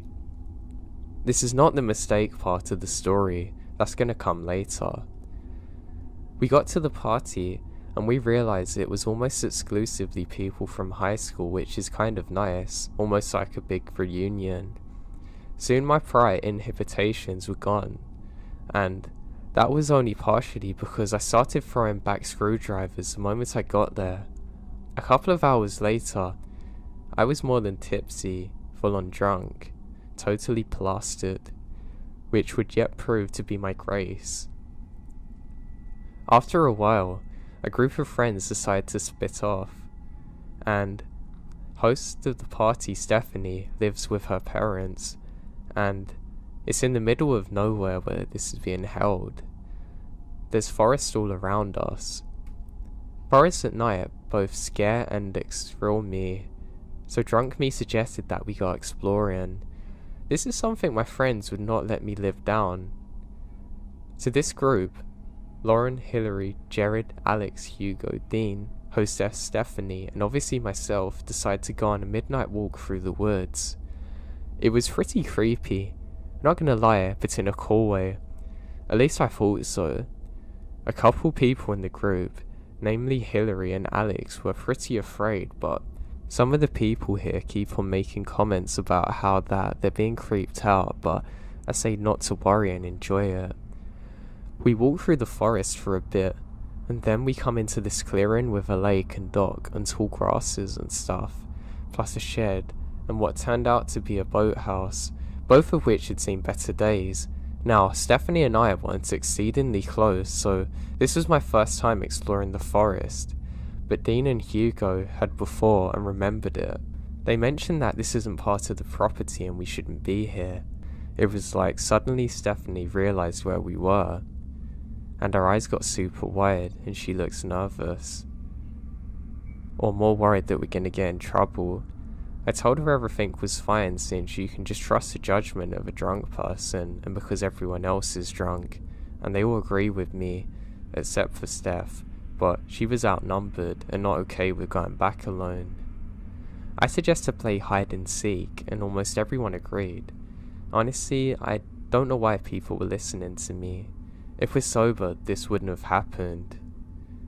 Now, Hugo was forced to be it because we're idiots and said he didn't have a choice, so he went into the woods and counted while we all ran and hid. I see Dean dart into a shed, but everyone else ran into the woods. I decided to duck down in the tall grass, which varied in height. Sometimes I could kneel, and sometimes I had to be on my belly to be concealed. I heard voices from the trees nearby, whispers like speakers were trying not to be heard. I was curious, so I made my way there. First on my hands and knees, then eventually army crawling as the grass got shorter. I nearly crapped myself when I ran into Stephanie in the grass, who turned out to be doing the exact same thing as me. As we got closer, we realised that it was Lauren and Jared. We're laying there for a little bit, then we hear somebody running through the grass. Heart pounding, I turned to see who it was, and Hugo threw himself down next to Stephanie looking terrified. I whisper hissed because there was no way he'd counted as high as we told him. He looked around frantically and told us what he had seen. I'll never forget this because of the sheer terror in his face and voice. "Someone's in the woods," he told us. Stephanie tried to tell him that it's probably someone else we knew, but he said no. He saw the guy hide behind a tree, and he seemed to be in his 40s. He said the guy looked rough too, and he had a very bad feeling about it, so he booked it. It was basically by chance that he found me and Stephanie. "He's looking for someone, or something," he said, telling us that the guy was shining a flashlight too. As if on cue, someone came walking out of the woods and called out, "Jim, you out here?" angrily. This isn't right, and it's about to get worse. That's when we saw the shadow of someone throwing a boat down the lake towards the dock. The first guy walked onto the dock to meet this guy. He then demanded, "Where is he?" The first guy sounded angry, like he was expecting someone else to be here. He then said to his friend, "Yep, I messed up." They proceed to argue, and though I can't hear what they're saying, they're furious at each other. I was worried about the fact that we were so close to them, and they were doing some pretty dodgy things. We need to get out of there. I knew that, but Dean was still in the shed, which was close enough to the boathouse to comfort the given situation. Lauren and Jared are oblivious to the situation. Then we heard someone running through the woods, but like they were trying to do so quietly, I turn and see Hillary. It looked like she was trying to find somewhere else to hide, unaware of what's happening. And with that, I saw her run towards the boathouse, like time stopped, and I didn't know what to do. Honestly, I froze, but Hillary hesitated when she got to the door. She would later tell us that she heard voices inside, and then the door swung open. Hillary was now hiding behind the open door. The first guy stood in the doorway looking around. He must have heard Hillary, who was not being nearly as quiet as she thought she was. If he closed that door from the outside, he'd see Hillary, and then we'd be well and truly out for it.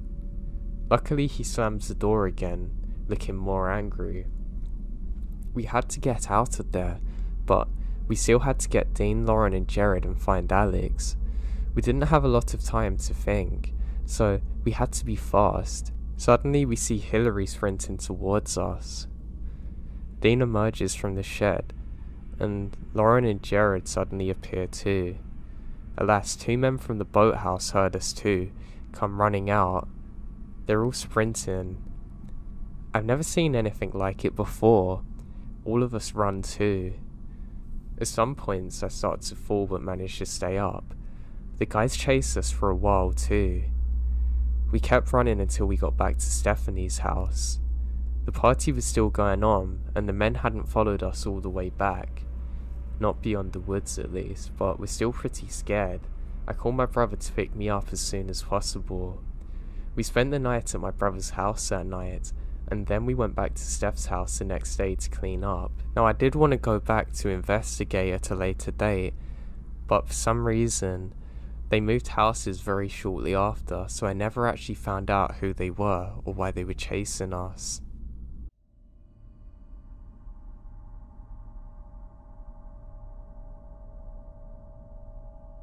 I know this is going to be way out there, but I have to get it off my chest and see if anyone has any theories.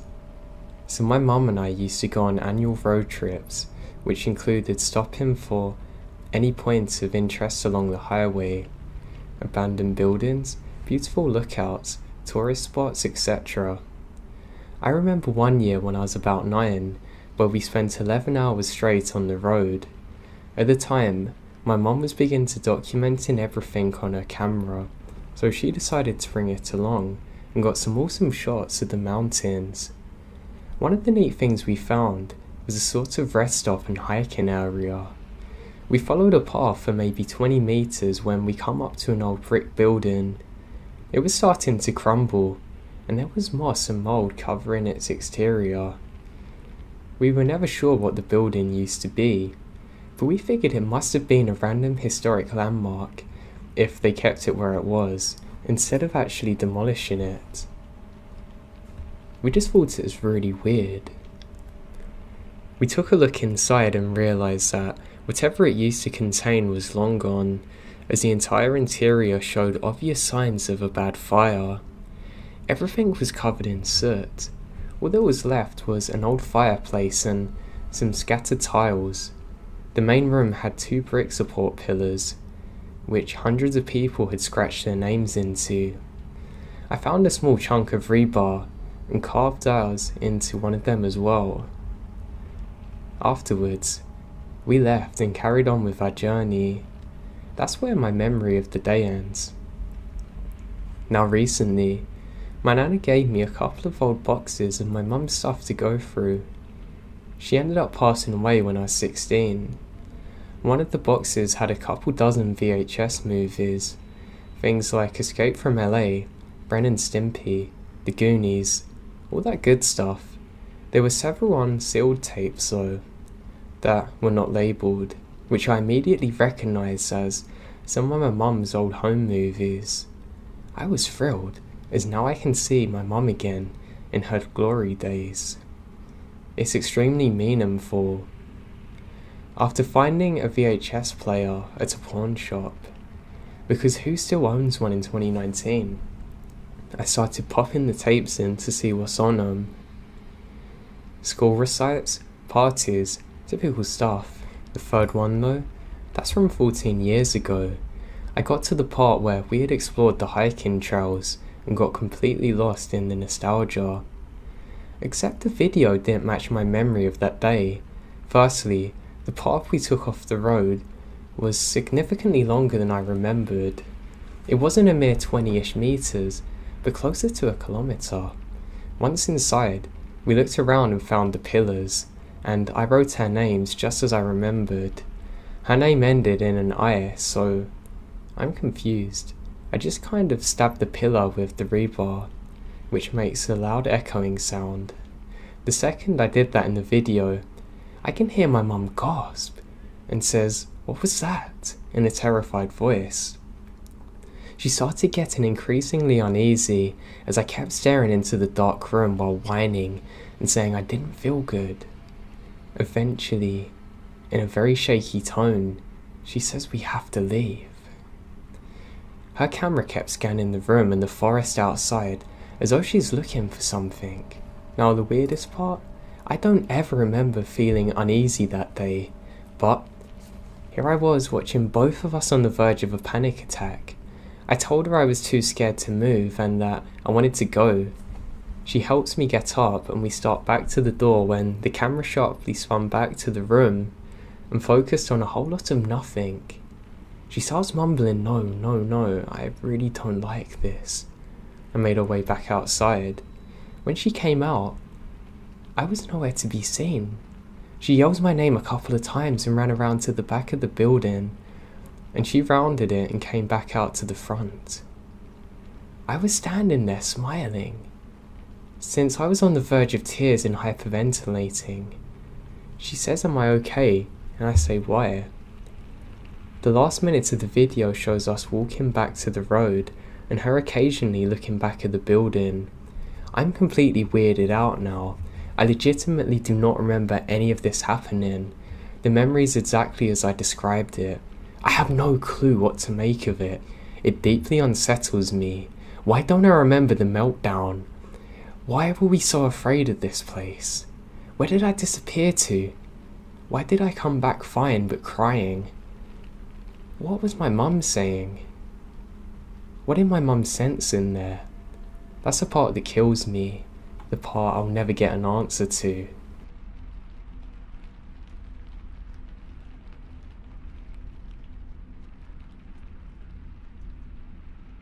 Over the years I've been on Reddit, I've shared a handful of stories to the sub. This is one that I've been saving for whatever reason, and I think I'm ready to share.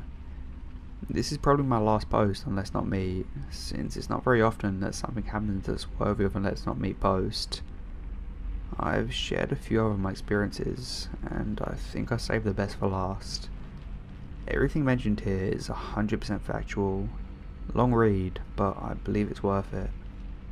I grew up in the south, tons and tons of beautiful places to see that haven't been taken over by concrete yet. It's nice, but along with that, it's pretty boring. Being a teenager and wanting to go out and have fun led to mostly improvising with your buddies and hoping something good will come out of the night. There wasn't really a local spot to go hang out, like a club or a cool bar, and the places that were close to this were pretty boring. I'm sure if you've lived in an actual rural area, you understand that feeling completely. Something that I found a ton of enjoyment in a teen was just cruising around super late at night listening to music, and would just take off driving around until the sun came up. It was a way for me to clear my mind and relax. Those country back roads were always fun to drive down at 2 AM, and also just getting the right amount of spooky in that too. Well, one night, I absolutely got more than what I bargained for. I can't remember what month it was exactly, but I know for a fact that it was in the summertime because I was out of school, and I also remember it being a comfortable chill night. So if I was to take a guess, it would probably be around July or August. I was cruising around like I always did and was completely worry free. I had my music blaring and I was in my zone. I decided to head down and park out of boredom. This particular park is at the very end of a long stretch of desolate country road, but is actually a really pretty drive because of that. When I say desolate country road, I don't mean some sort of dirt road that goes through the woods or anything like that. It's like a normal paved road, but there's really nothing on it after a certain point. The entire road takes about 20 minutes to drive down to get to the park, and after about 10 minutes into the drive, the houses start to spread out further and further, to almost becoming no houses and just a road leading into the park. I think a lot of the reason I liked this drive at night was because of how creepy it was, and it looked like it was some sort of adventure or whatever.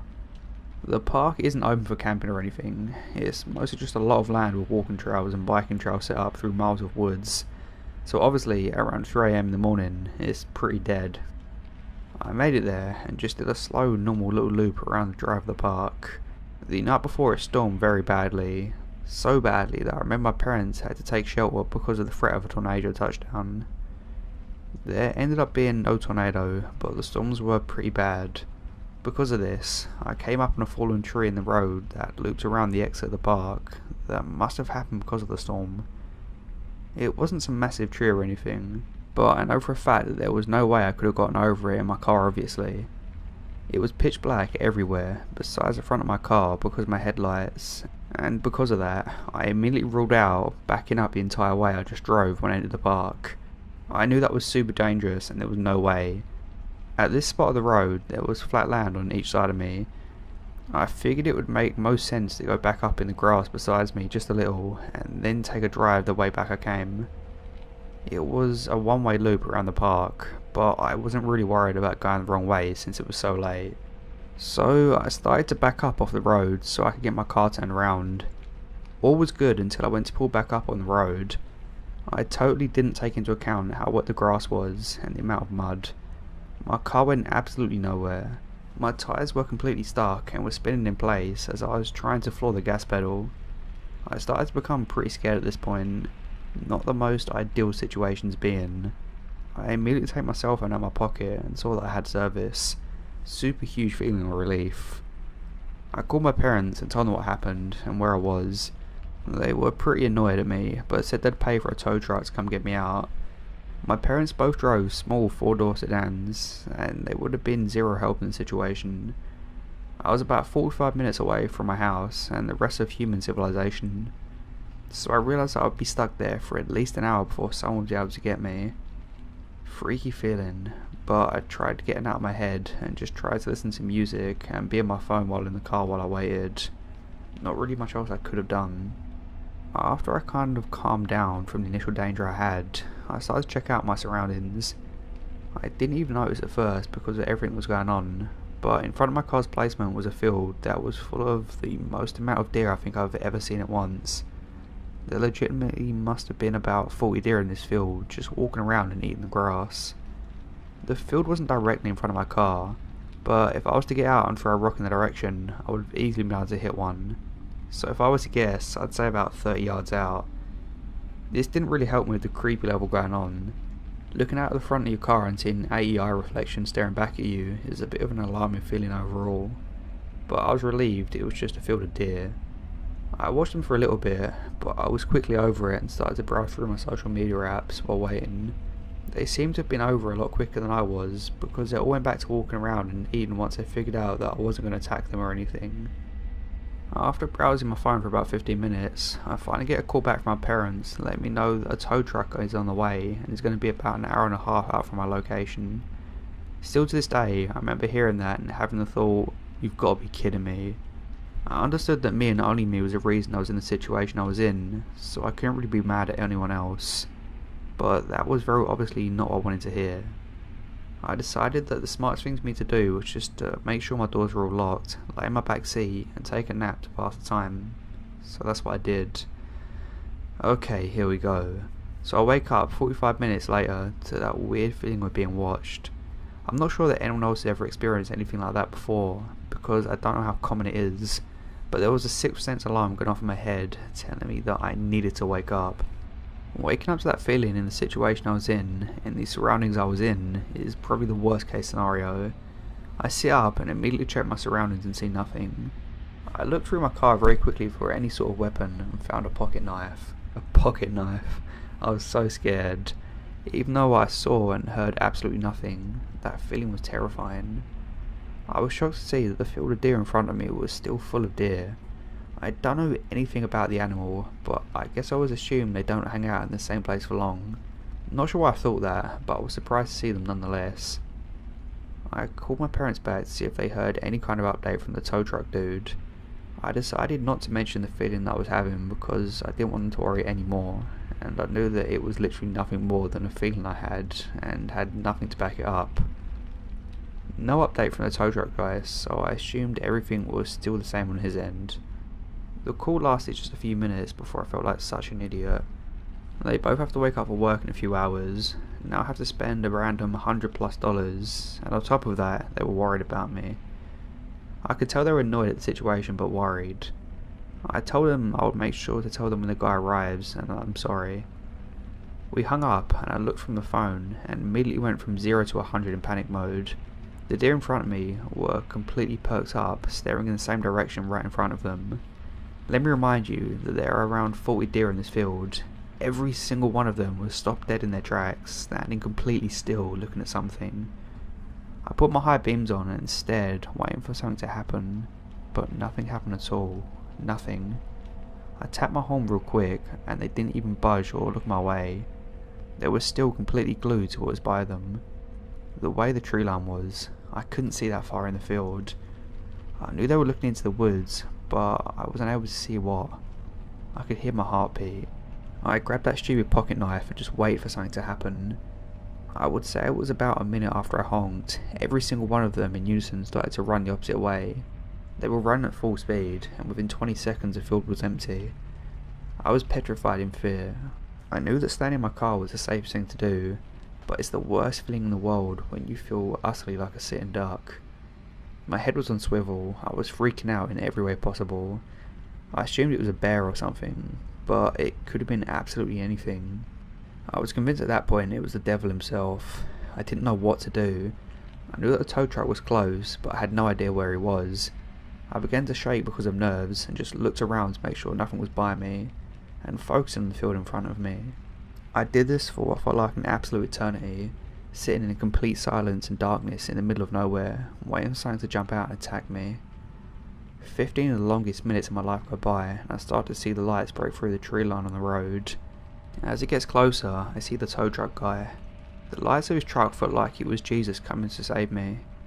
He gets up to me, and I jump out of my car and immediately ask him if he has a gun on him. I told him very quickly what just happened to me, and that something's definitely nearby. He let me know he had a shotgun in the truck, and assured me that it was most likely a bear or a bobcat. He gave me the whole, "they're more scared of you than you are of them." The tree was sort of small enough for him to sort of bulldoze it out of the way of his truck, and then he attached my car and pulled me out of the spot I was stuck in. He was very nonchalant about what I just experienced, but I was pretty badly shaken up.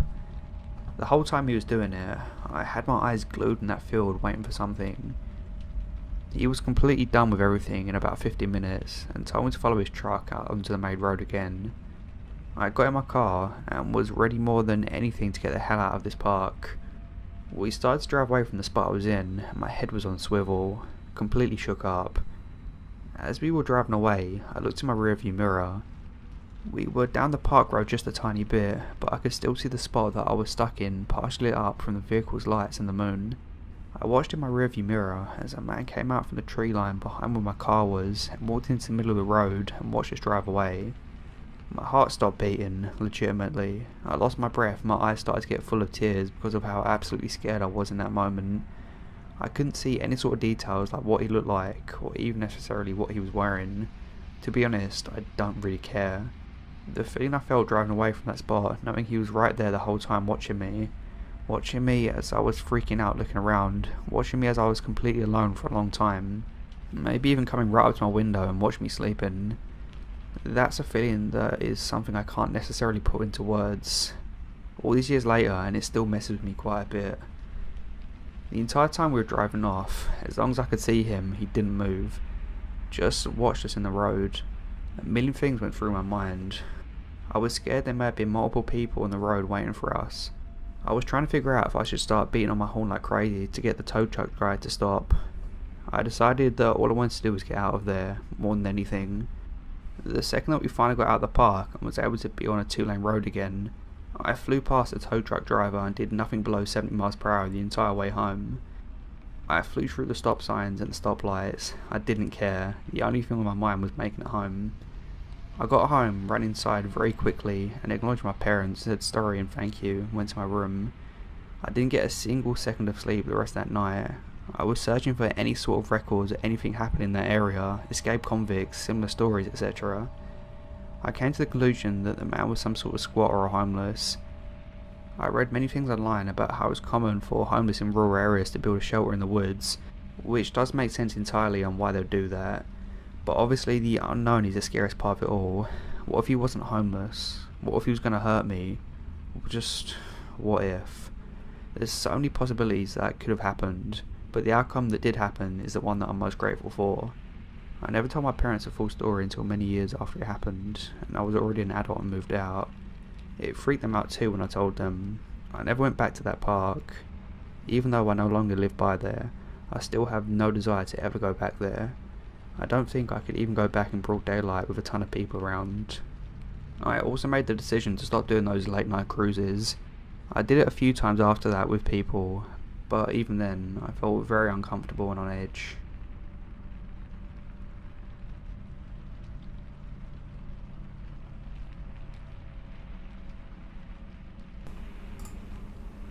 It was Christmas time. My wife and I were staying at her childhood home where her mother now lived all alone. The house was on a quiet cul-de-sac in the suburbs. If you're picturing freshly mowed lawns, American flags and empty sidewalks, you're picturing this correctly. It's a single-story home with an attached garage out front. The garage has 2 doorways, one that leads to the garden and backyard. This had an old dodgy door from their days with dear old Max, Brit Max, that were covered with a piece of nailed in wood. They had always made me slightly uncomfortable before, but I figured it had been that way for years, so what's the worst that can happen? The second door leads to the kitchen, hollow core. It could stop a mouse, but not much else. Definitely not something that wanted in. So we're asleep in my wife's childhood bedroom at the front of the house at 3 a.m. I was in that deep, dark recess of sleep. You know, you're in the diving bell, and you're submerged hundreds of meters below the surface in black water, protected from the real world by miles of nothing. Then I hear it. A scream. "What are you doing?" And my mother-in-law's voice echoing down the hallway to me. Lost in a sea of sleep, it sounds like a jet engine roaring past my eardrum. I bolt up. What happened next happened in a couple of seconds. But about that scream, even though I was dead asleep, I heard it to be awoken with a sense of urgency. It wasn't an "oh, you scared me" type of scream. This is different. And I knew it. Not consciously, but my lizard brain. The piece we retrained from our primitive ancestors. Knowing something's wrong. I watched and read a fair amount of true crime, and this scream is horrifyingly similar to ones you hear on that. The one that says, "This can't be really happening to me, can it?" Honestly, in that second of the night, it sounded like someone was about to be murdered. You ever wonder if you're a fight or flight type of person? I always have, and I come to know something about myself, that I'm a fighter. I leapt out of bed and growled, yes growled, "I'm gonna kill you," and took off running. I tore open the bedroom door, running into the hallway. There, at the end, I saw my mother-in-law. She has a full nightgown on. Look of utter shock on her face. Standing still, we make eye contact as I continue towards her. Then she turned her head, looks directly into the kitchen. I hurry past her and around the corner into the kitchen. The hollowed door is obliterated. Shards everywhere. I look through the open frame and see the electric garage door is open. I push ahead. As I run into the garage, I hear it. The sound of someone hopping into a car just out of view. Just as I make it to the driveway, I see a car peeling out from the sidewalk adjacent to the house. But the adrenaline is still pumping, and who am I to say no to adrenaline? Like an idiot, I run barefoot after it. I give a good go, but I'm no Michael Johnson, and he can't even catch a speeding car. It soon vanishes down the street. I'm now stood here on my own. The police show up within 3 minutes, which, I have to say, makes me feel a lot more at ease. They take our statements. My mother-in-law said she heard a noise, hollow knocking on the door, and walked into the kitchen where she encountered a burglar, a small-framed woman. The police theorized she was working as part of a team. Her job was to squeeze through the dodgy door, kick in the hollow core, and open the electric garage for the others. According to the police, they very likely thought that nobody was in. Fortunately, my mother-in-law caught her off guard and screamed. But it feels good to know that everyone was safe, and to learn that I guess I've got a little fight in me. And for the record, we've bought the heaviest goddamn door that you ever see. I'd like to see a mouse try and get through that. That's funny.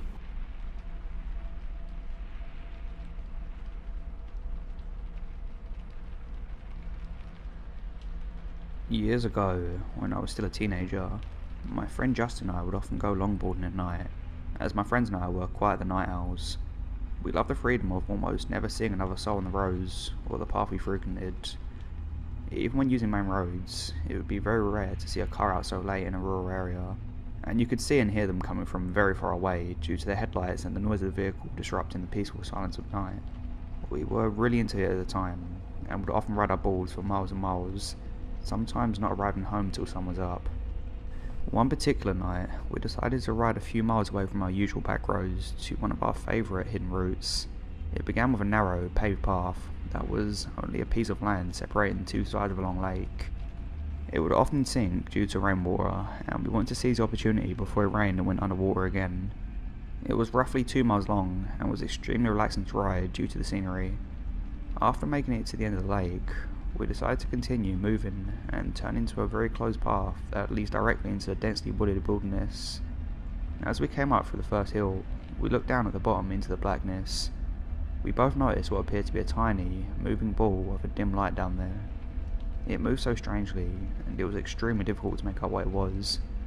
Rather than shine our flashlight down, we curiously watched it for a few moments, whispering to each other about what it could possibly be. All at once, the small light turned into multiple blinding lights and extremely loud revving sounds, overwhelming our senses that had become accustomed to the dark and silence. Acting purely on fear, we instantly turned around and ran as fast as we could, hearing yelling and revving gaining behind us. By sheer luck, we managed to run off the path into a very dark, very overgrown hole in the side of the hill overlooking where we'd just come from. We decided to hide in the natural dugout in this hill, hoping that the plants in darkness would be enough to protect us from whatever was out there. We watched our pursuers right up to where we had originally been standing. There were 4 men, 2 on 4 wheels and 2 on full-size motorcycles. They were yelling at each other about something, but we couldn't make out exactly what they were saying due to the distance we covered. We felt safe enough to whisper softly to each other and speculated who these people could be. Our first thought is that they might be park rangers of some kind, although we had never seen one out here the many times we've been there, and honestly we doubt this country even had the budget or even the desire to have anyone patrol the deep woods at night. Besides that, these men were on vehicles entirely inappropriate for the paved bike trails, and they were very angry about something. They yelled up to us for a while, yelling things like, "We know you're out there, we can see you, come out!" We stayed silent and decided to call their bluff instead of running. Eventually, we clearly heard one of the men yell, "Find them now!" and smash a bottle. That had erased any hope that they were park rangers. We watched them split up, each going a different way down the series of paths on their vehicles, including the path we came from. It took us what felt like ages to even move. We were frozen in terror inside that dugout, watching the lights from the vehicles travel through the woods and paths, one of them already coming full circle and passing the point where he screamed from. I thought about calling out for help, but I was too afraid to open my phone in fear that the smallest amount of light would give away our location. After waiting for the lights of the vehicles to reach their farthest distance yet, we finally summoned the nerve to get up and run somewhere far enough away from these people to make a call. We ran as hard and fast as we could through the woods, since their headlights gave away the location on these paths. We would hide again whenever we thought they were getting too close. Our available hiding spots were getting progressively worse as the woods became less dense, and the fear I felt waiting for one of them to drive past us while basically only being covered by leaves and plants may still be unmatched to this day. We finally emerged from the woods onto the intersection of 2 main roads, far from where we started. We ducked down into the ditch to call for help. When I opened my phone, I noticed I had recent missed calls from one of our other friends, Connor, who we were supposed to meet up with on our longboard excursion. I called him and frantically asked where he was. Luck was with us again. He hadn't given up on our plans despite ignoring him, and he was only a few miles away, already heading in our direction. I gave him the 2 streets we were near the corner of and explained that we needed to get picked up right away. He agreed and sped over to us while Justin and I waited hiding. Thankfully, Connor arrived before any of those men did. We bolted to the back seats of his car, yelling for him to get out of there, and he took off. Relief doesn't begin to describe what I felt at being safely driven home and everything I'd just experienced. After explaining everything that happened to Connor, we ended up just moving on with the night and decided not to call the police. We figured they would have gone by the time the officers made it out there anyway, and we would only be putting ourselves at risk by admitting to breaking the law by taking those paths so late at night. I have no idea what happened or who those people were. I've been told all kinds of theories from friends and family that have heard the story. Some think we walked right up into a huge drug deal. Justin and I later admitted to each other that when the revving started, we couldn't see. Our minds both went to chainsaw-wielding horror movie serial killer, so I suppose it could have been much worse. Frustratingly though, whatever those men thought we saw that made them want to catch us so badly, we never actually saw. We'll never really know, I suppose.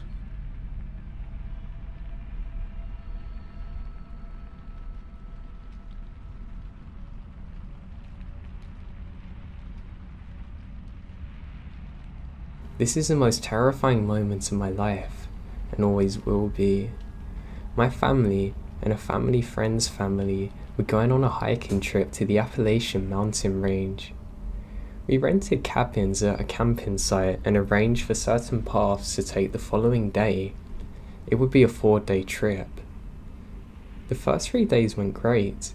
We saw wildlife, had a good time and spoke a lot.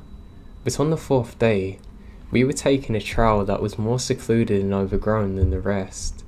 We were walking for about 30 minutes when I was hit with this overwhelming feeling of uneasiness.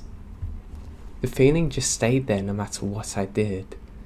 And then, everyone else on the hike denies this, but I hear singing in a language that I've never heard before. It's like the singing described in the myth of the sirens, sweet yet enchanting, yet the music invoked a feeling of fear down to my bones. Everyone else seems completely oblivious to it. I'm telling my dad that something was wrong, but he just told me I was probably tired and that we're gonna stop soon. So about 5 minutes later, the singing just gets louder, my heart's racing. We had to stop to rest and eat. I wish with all my heart that we hadn't stopped. About 2 minutes into our little rest, the singing's getting progressively louder. My nerves have not settled. Then, everything goes silent. Everyone in our group, which is about 12 people, suddenly turns to our left. A figure that's very tall in a black coat was barely visible between the trees. It's a woman, much taller than people are supposed to be, with pure white hair flowing out of her hood. Her head is down, but her face is still visible.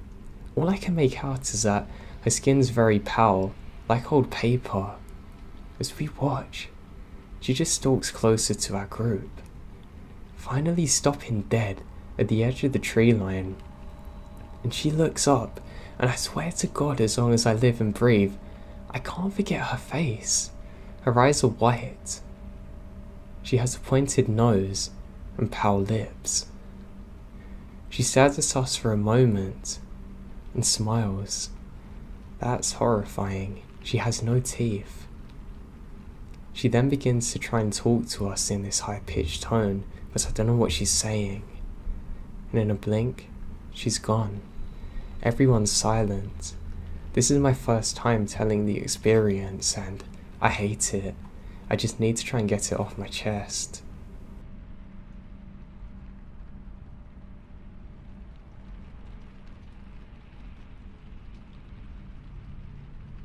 I was a kid. My parents sent me to Christian camp every year during the summer. Despite the Christian atmosphere, the campgrounds were wrought with ghost stories and rumours, most of them made up. The campgrounds had some history, and the founders of the camp had their own cabin, which was repurposed as a campus cabin. It was more of a shed, but rumour was it was haunted. With side paths and several clearings hidden away in the forest parts, people would sneak away and do unorthodox things. Satanic rituals were rumoured to take place, but probably weren't true. The way the camp was set up, about half the cabins were lightly wooded areas closer to the entrance of the camp.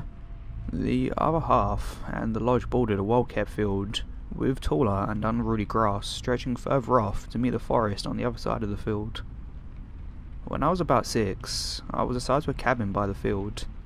It was an A-frame cabin, and was swelteringly hot. The camp being nestled in the mountain could, oddly enough, afford complex kitchenware, but skimped on comfort for the campers. Most of the nights, I slept on the top of my sleeping bag as opposed to inside it. The bathrooms were separate from the cabin, and being 6 and very much afraid of the dark, especially in a dark, unfamiliar, lightless place, I often found myself terrified to sleep for fear of wetting the bed. Our counsellor Josh was really relaxed too. Looking back, he was probably the most chill counsellor I ever had. He was in the Army Reserve, and let us get away with a lot of things that never really flew after that year. The camp was pretty strict about rules. Lights out by 9, no venturing out of your cabin unless you use the bathroom. You couldn't even buy more than 1 soda from the commissary. Josh taught us that some rules are better left broken. At least that way you experience more out of life. As the weeks progressed, I found myself becoming more courageous. It was to the point where I was brave enough to venture a few feet away from my cabin at night to pee. On our last night, Josh proposed we spend the night in the field. We would pretend to go to bed at lights out. The staff would walk around with headlights and make sure everyone was in their beds, and then sneak out when we no longer saw the headlamps of wandering staff. We snuck out a little early, and were startled by a straggler staffer. Josh hissed at us to get down on the ground near the bushes to blend in with the darkness. The staffer didn't seem to notice us in their peripheral, but he seemed frantic by the way he was running towards the staff lodge.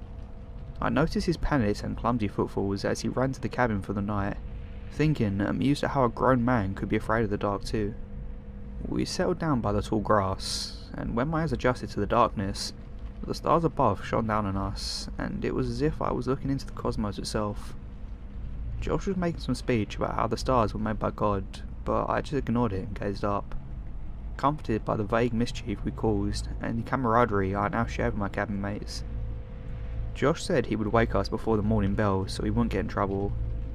I don't know when I fell asleep. Josh was talking all about creation, and suddenly, deafening silence only interrupted by the gentle sway of the tall grass in the breeze. I don't know what would have woken me up, but the sight of the stars and the gentle sound of the grass was luring me back to sleep. Before I could fall back asleep, I heard it. A gentle crunch in the tall grass. I was panicked, but when I didn't hear the sound of the second time, I calmed myself down, telling myself it was just a rabbit. A second crunch, this time a little heavier. My eyes flew open, and I slowly turned on my side to face my other cabin mates to see if they'd woken too. If there happened to be a mountain lion, I didn't want to become a target by making any sudden movements. The crunching sound became more frequent, and sounded as if it was coming closer, as if someone or something was at first trying to be sneaky, but gave up halfway. I was on my side, face to face with one of my cabin mates named Cody, and my back to the long grass. Behind me, the crunching got closer and louder. I was tearing up in unbridled fear. If I got up, it might go away, but on the off chance it didn't, would it attack me? Would this be my last night alive?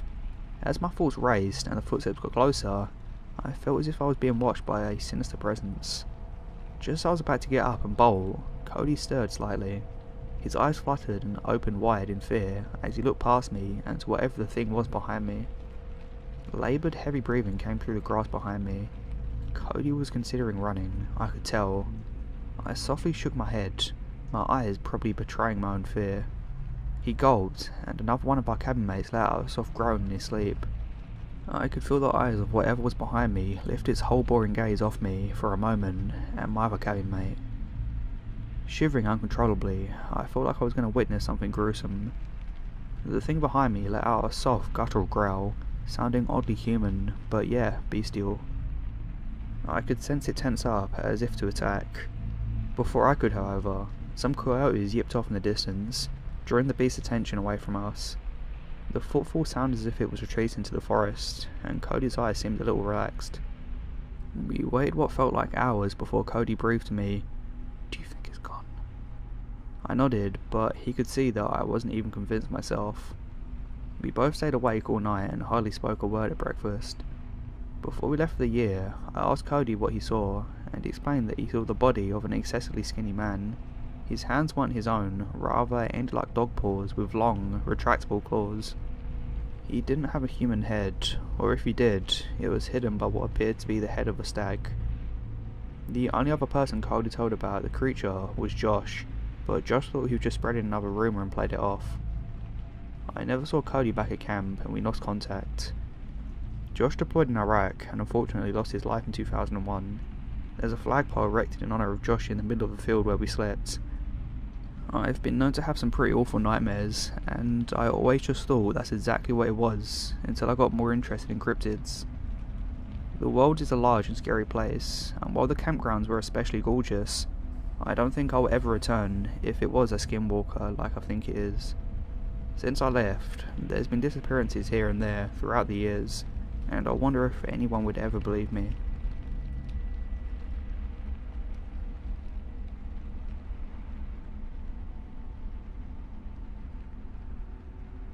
This happened about a year ago, but still haunts me to this day.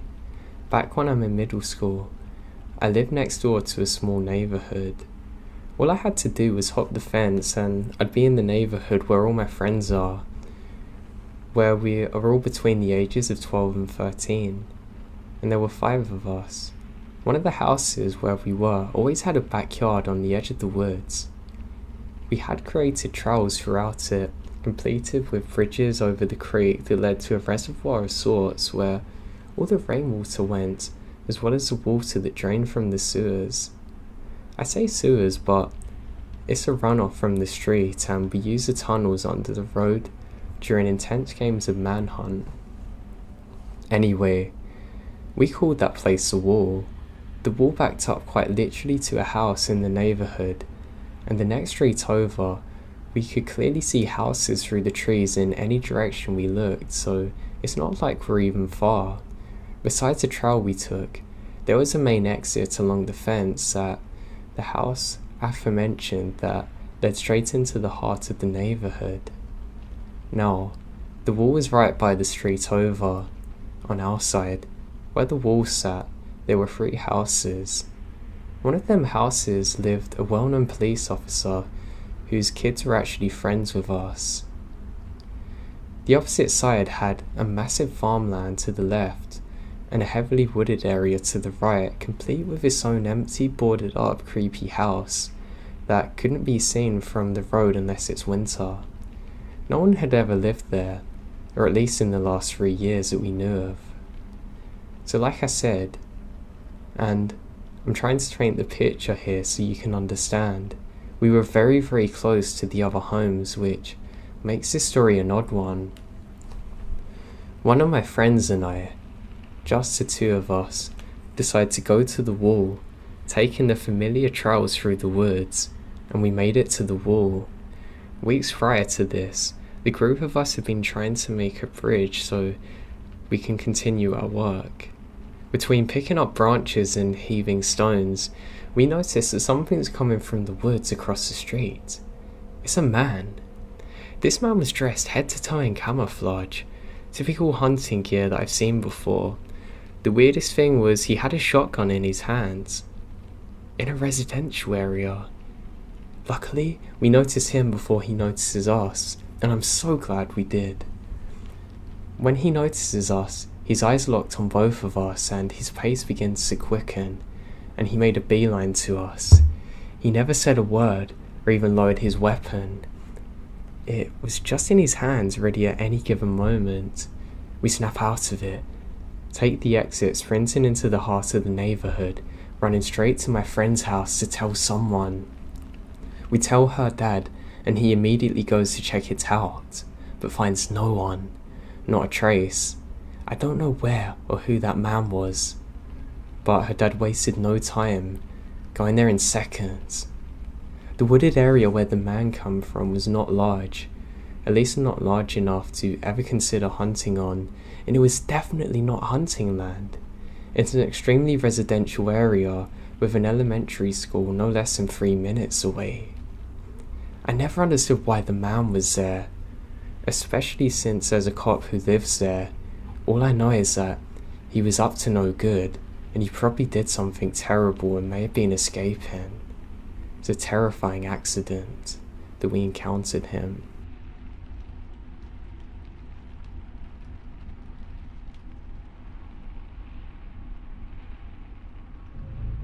I'm a 20-year-old man from Mexico.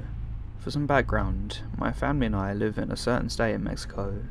It's been known for drug violence, but my family never was really affected by it. So I unwisely thought that my family was immune to all that stuff.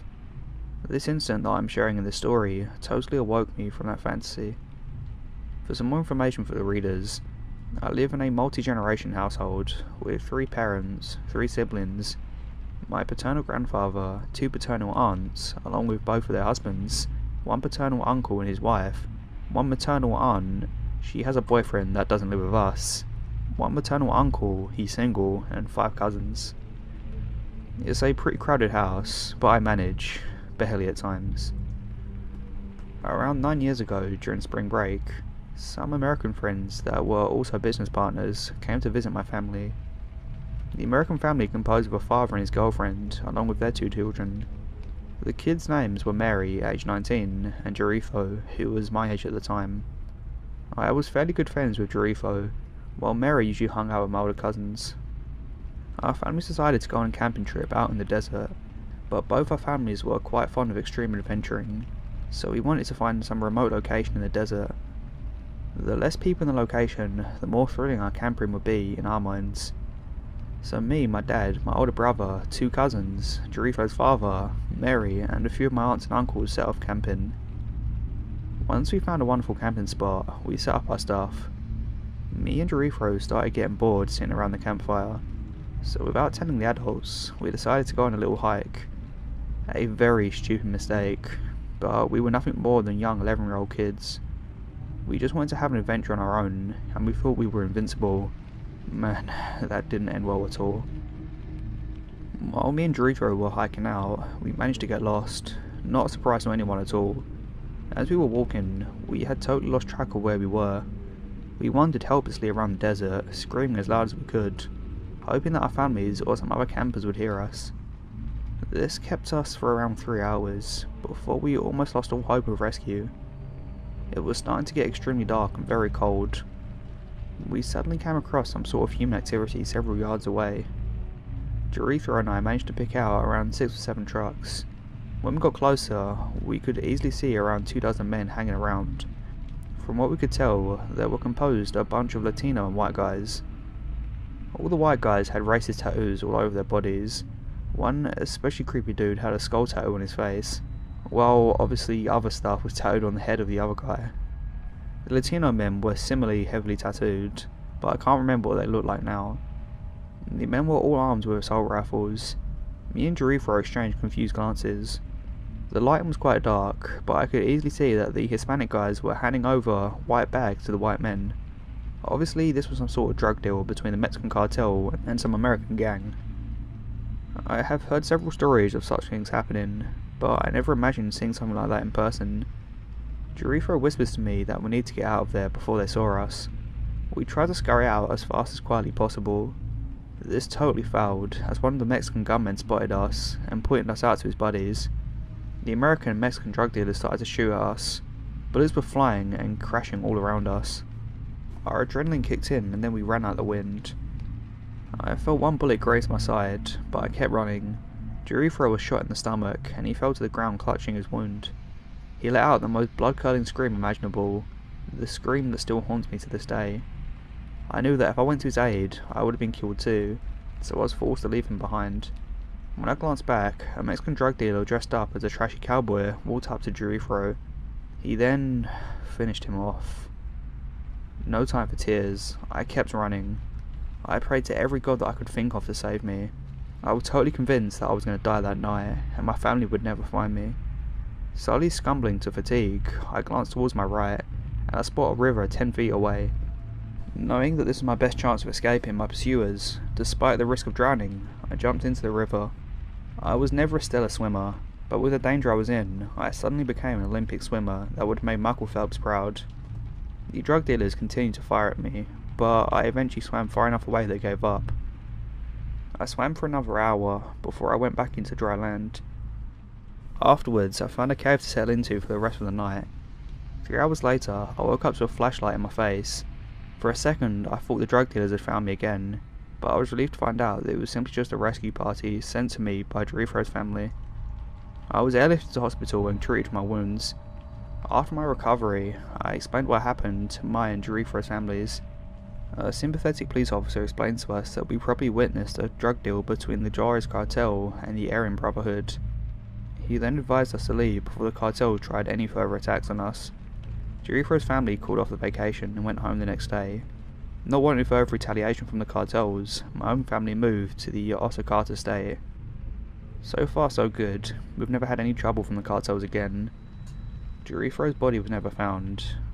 I have no idea what happened to the dealers that attacked us that night, but I wish them the worst. I still have no contact with Jericho's family. To this day, I still get nightmares about the whole incident.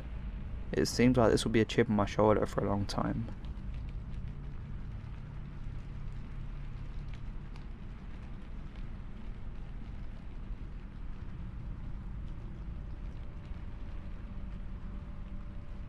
This weekend, I went hiking with my boyfriend and a few of his friends. The 5 of us were heading up to a not so popular mountain trail that's about 10 minutes long up on a small lake. We saw 2 couples on their way down, but no one passed us up on the way. The trail isn't super easy and wildlife is pretty common. We saw a moose about 3 miles in, so we're all on guard for more mooses or a mountain lion or anything that can cause a problem. After the moose, we ran into a small patch of snow that's maybe 100 feet along the trail. Past the snow, we walk another 20 to 30 yards and find a deer's rib cage and spine. We gather around it, not saying much, and one of the guys turns it over with a stick. It's picked clean. After we stand up, an older guy is standing like 10 feet away from us. Not sure if one of us heard him or saw him walk up. It's like he just appeared. And after we make eye contact, he just turns over, jumps over the little creek, cutting through 18 inches of snow, running up the side of the mountain, disappearing.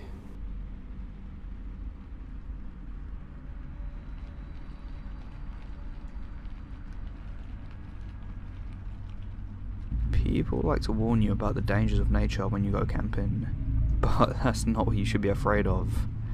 No, not exactly. I went camping with my girlfriend in a place called Nightfall Forest.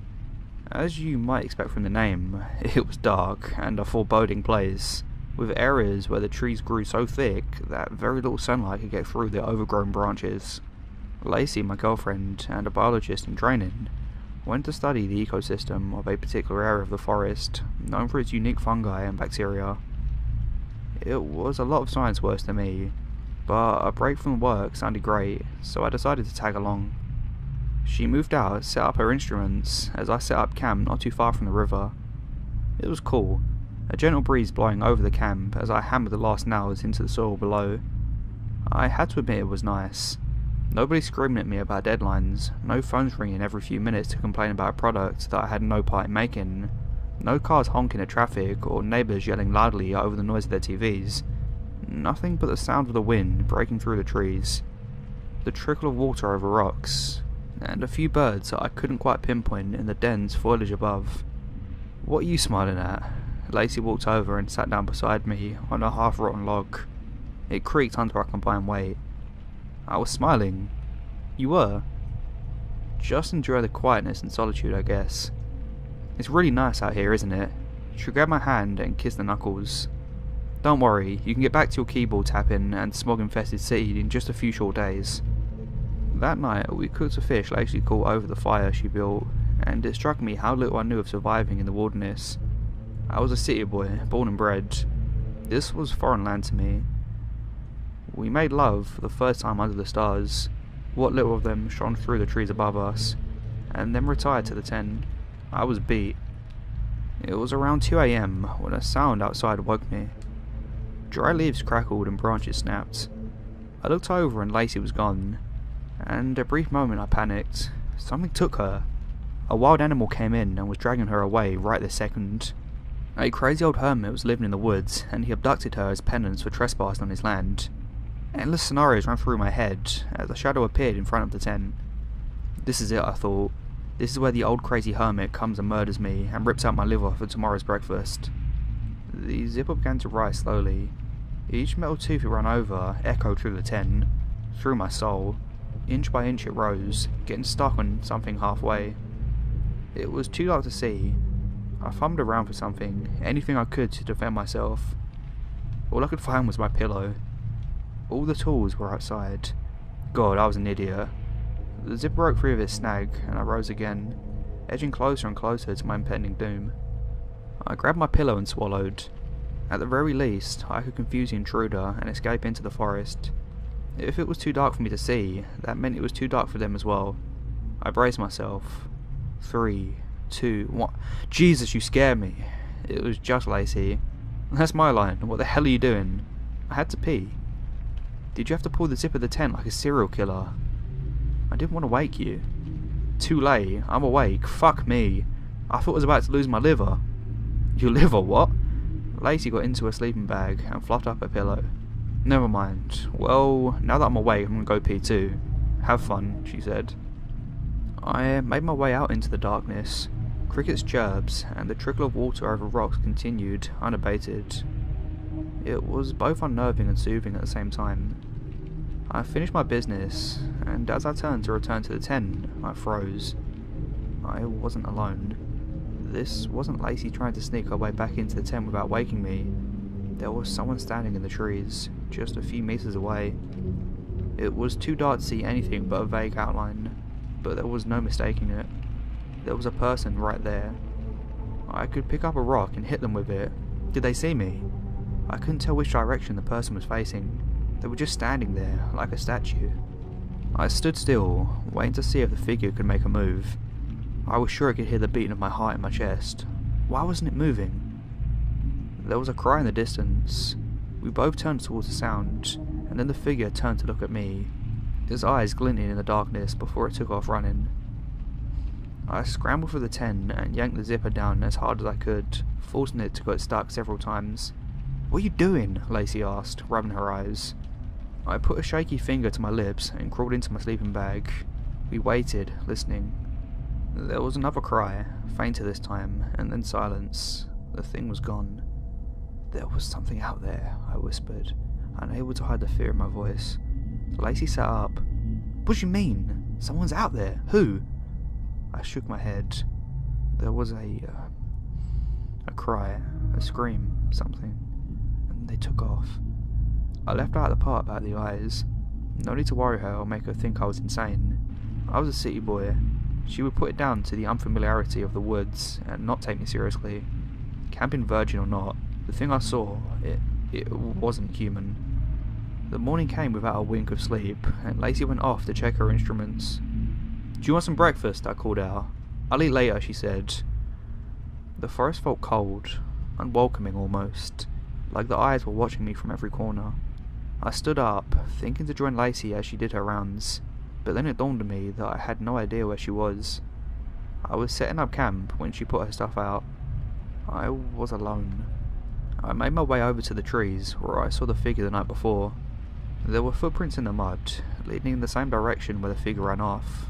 I didn't imagine it. I followed them for a few meters before they disappeared.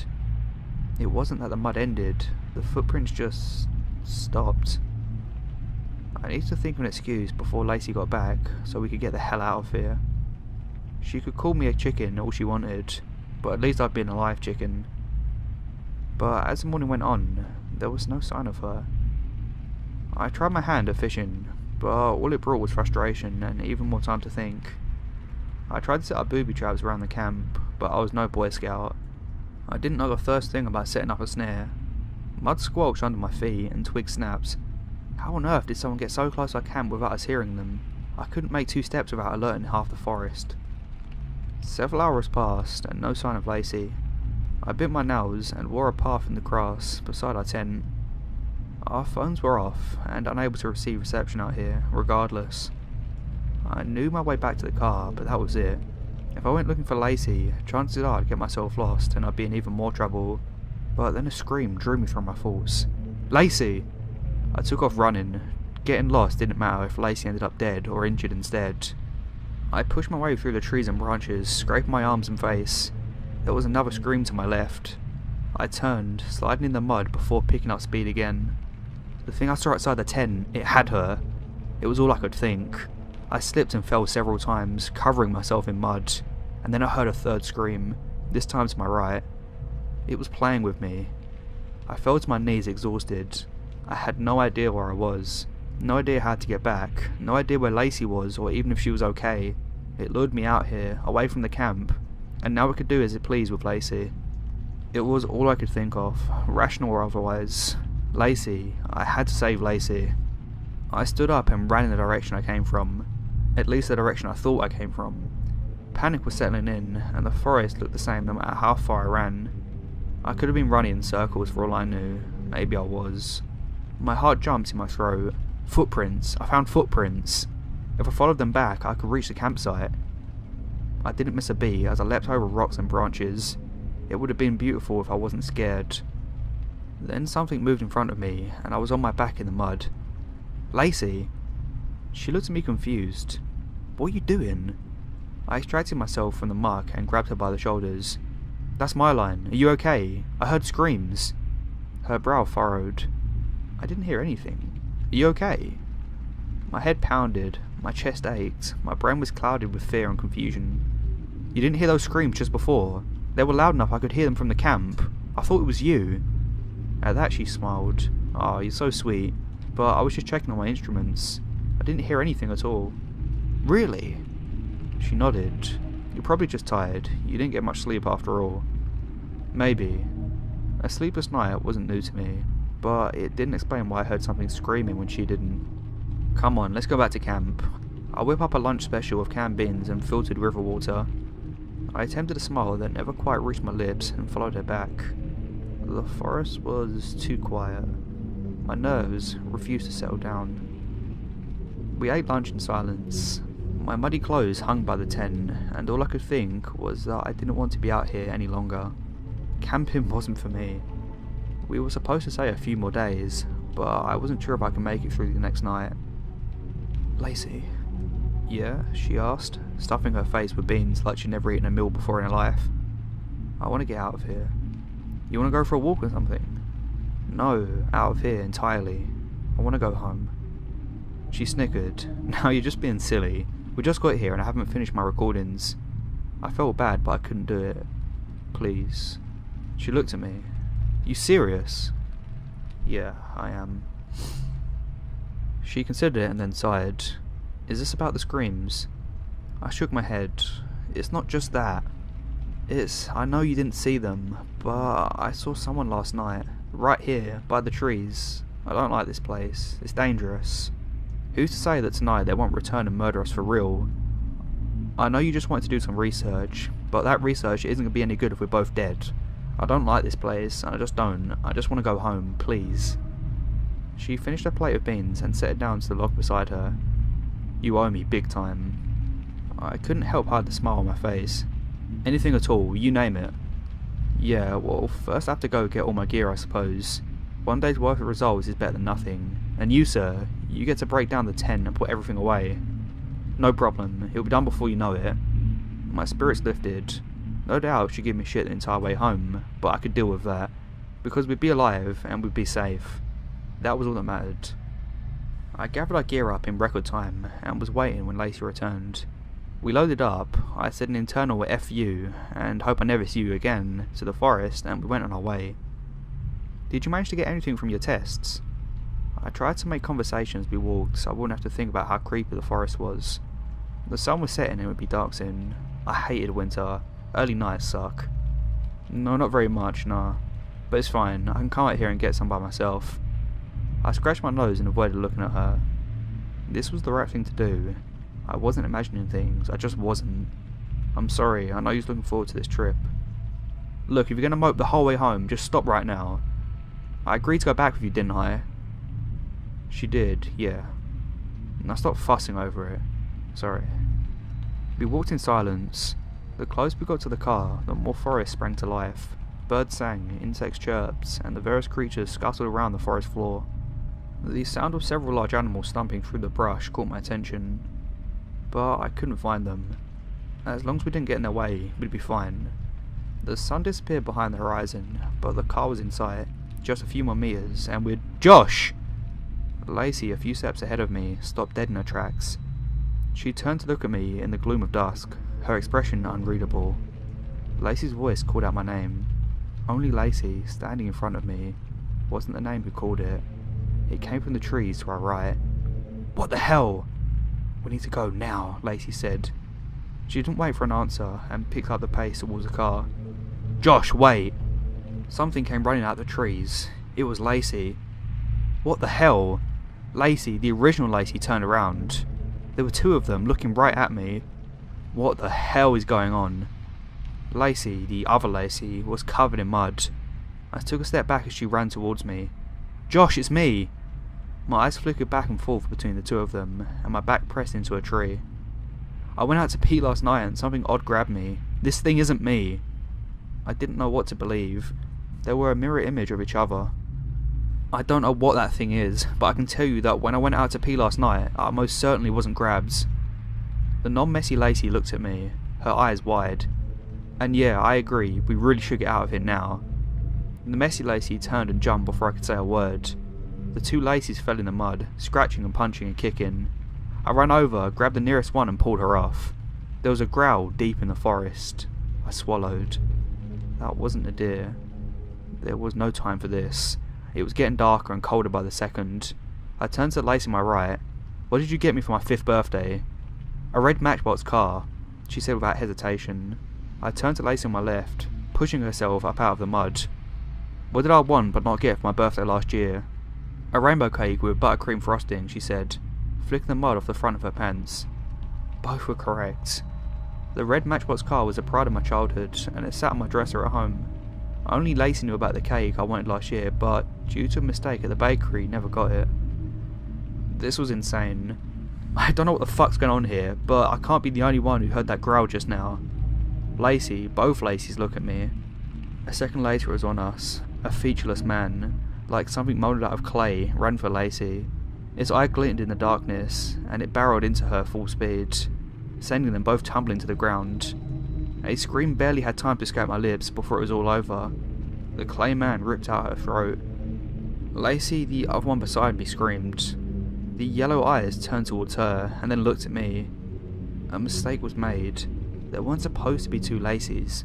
Something fucked up the process. The clay man grabbed my wrist and began to charge before me. It grew taller, matching my height. The watch on my arm began to form on his. The bare chest morphed into my shirt and jacket. Its blank face became mine. Lacey screamed again.